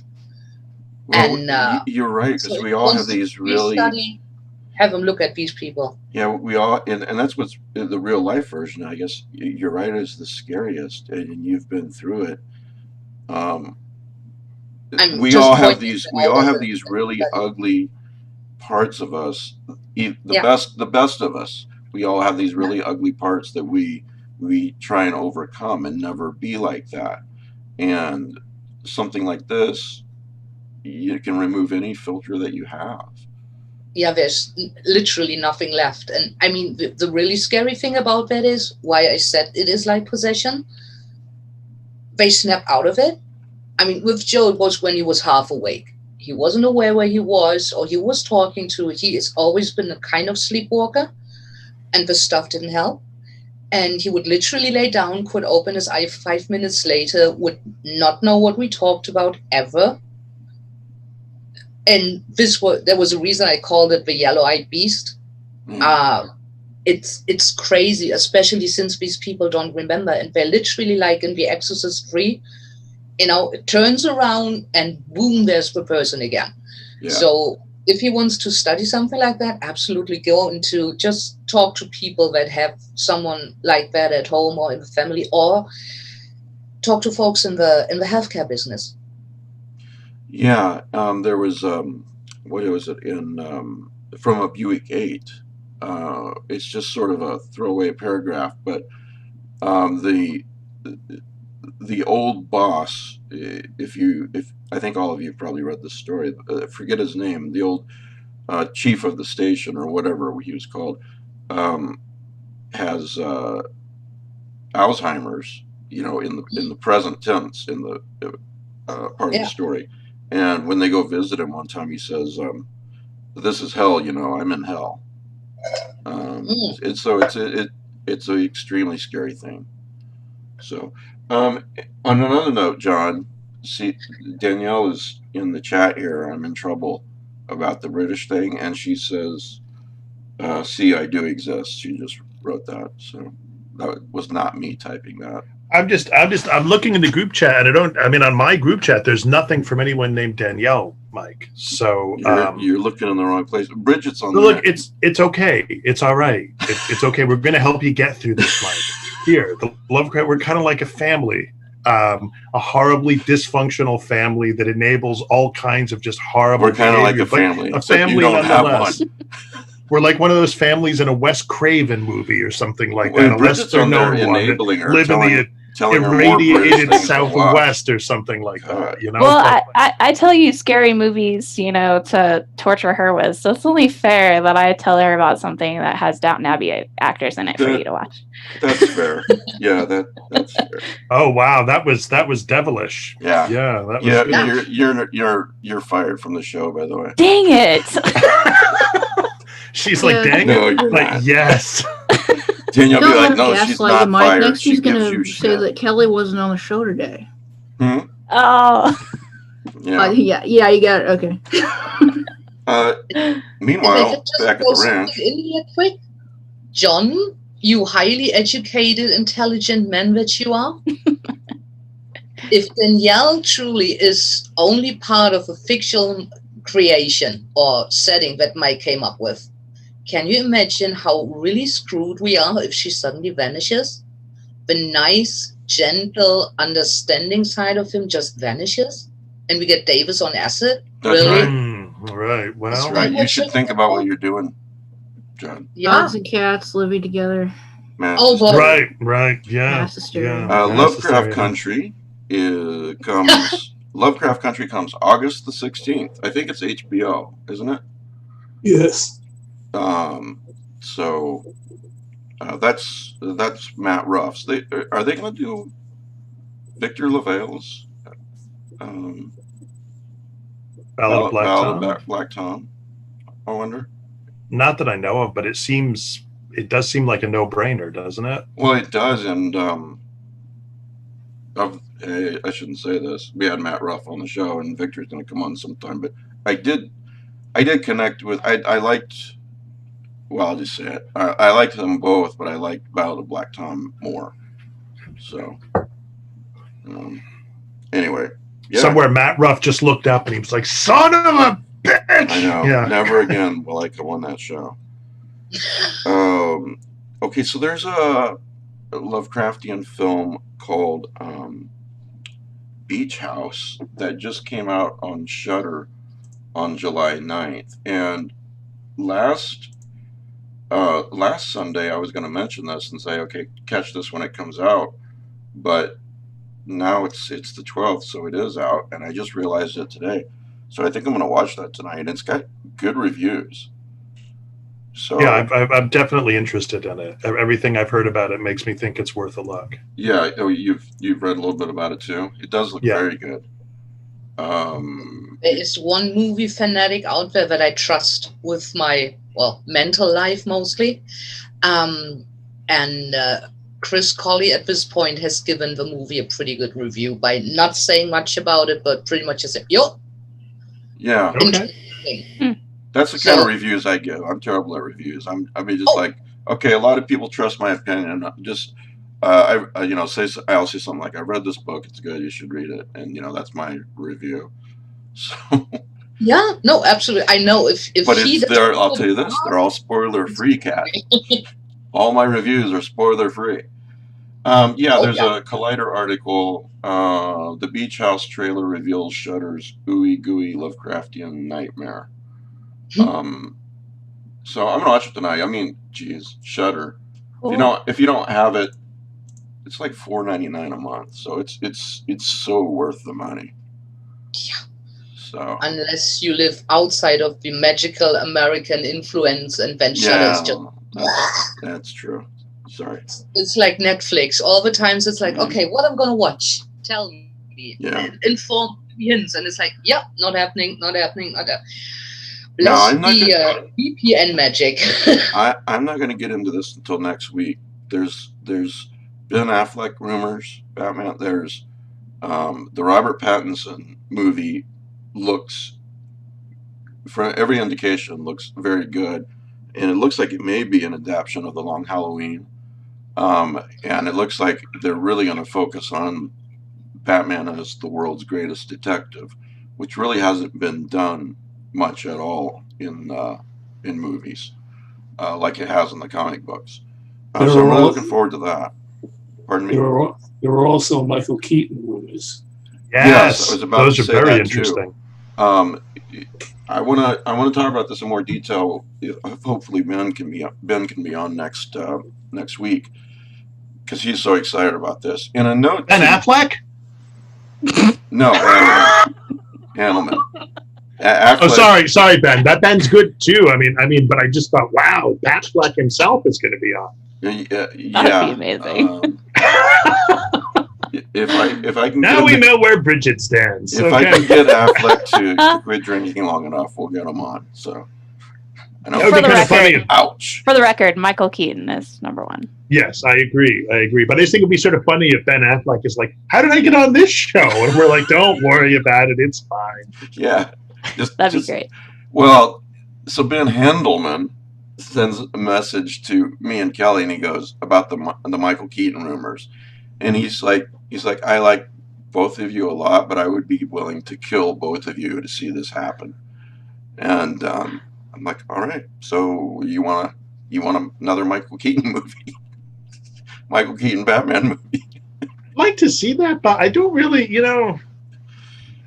that's not on my kill list. Like, I have to say, really, like an older Batman.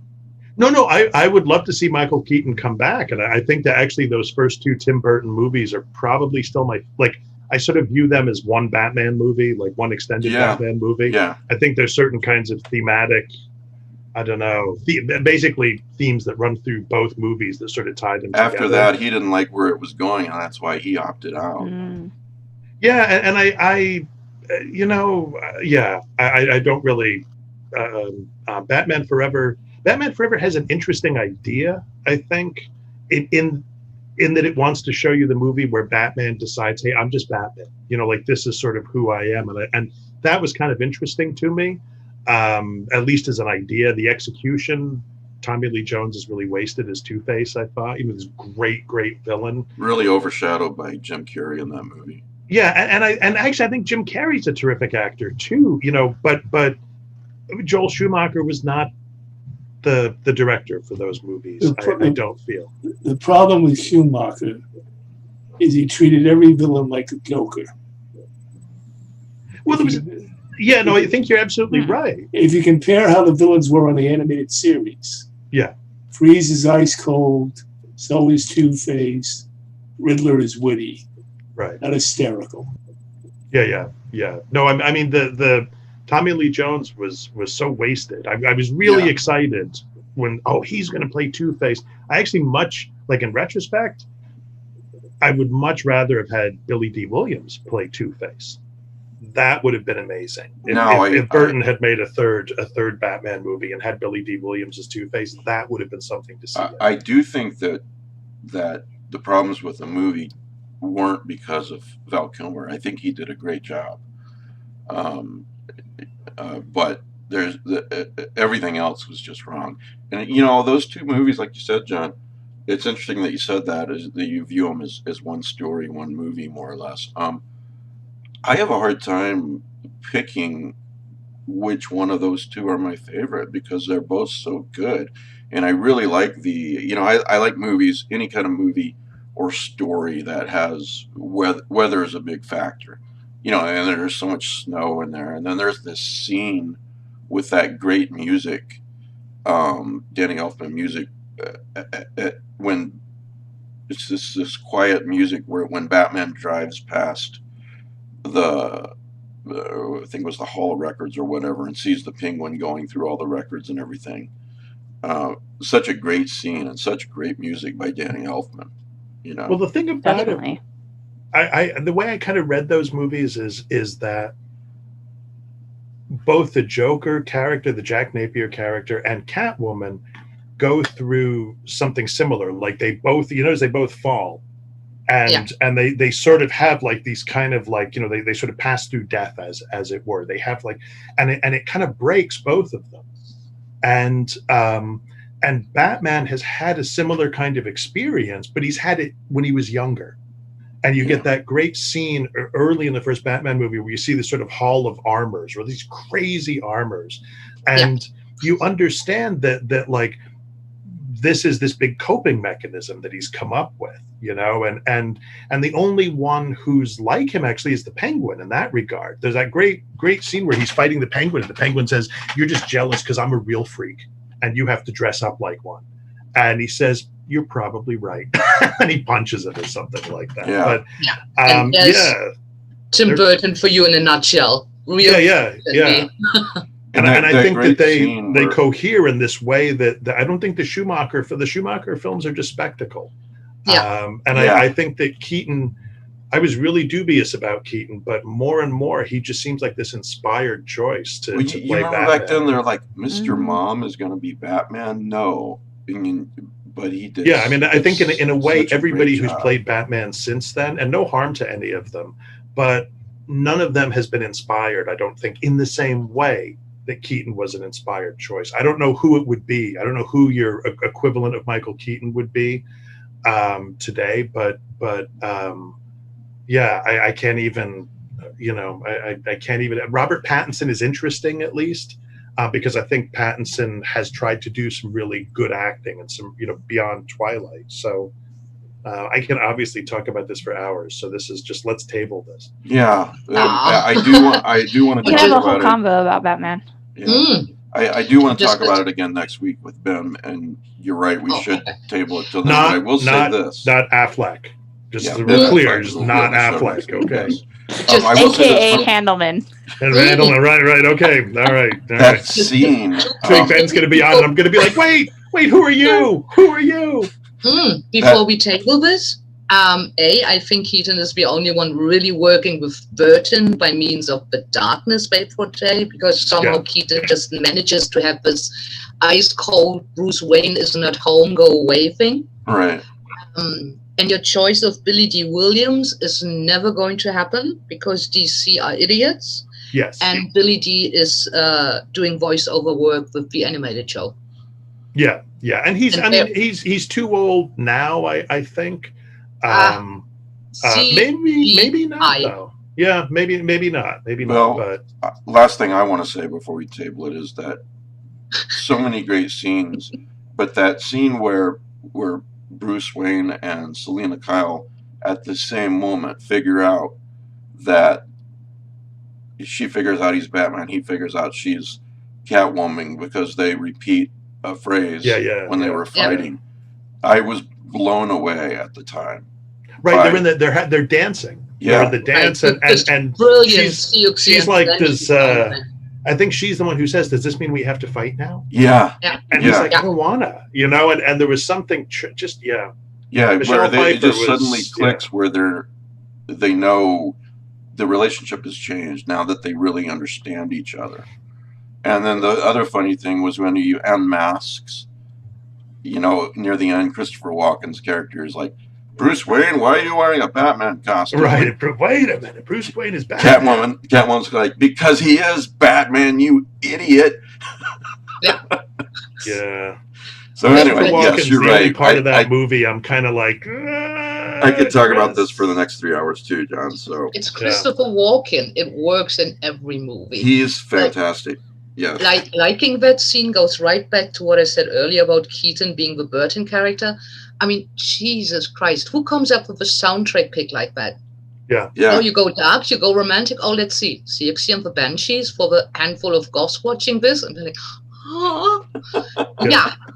And then you have Prince also giving you the music, the sort of rock music soundtrack as well. I mean, it is. I mean, I think Burton's taken a lot of hits, like sort of critically for his choices over probably post Charlie and the Chocolate Factory, but that's probably not fair. And I think that when you look at certainly things like the Batman movies and Edward Scissorhands and Beetlejuice, I mean, the guy has made some amazing films. Yeah. I remember going to the comic book store after Batman came out, and everyone was talking about it, and everyone loved it. And the comic book store owner said, "But the thing you have to remember is that this movie does not take place on this planet," which is true. You just have to, you have to say this is the kind of Burton-esque city, that it's not realistic, but in this version of reality, it is. That's kind of what I came up with in my head.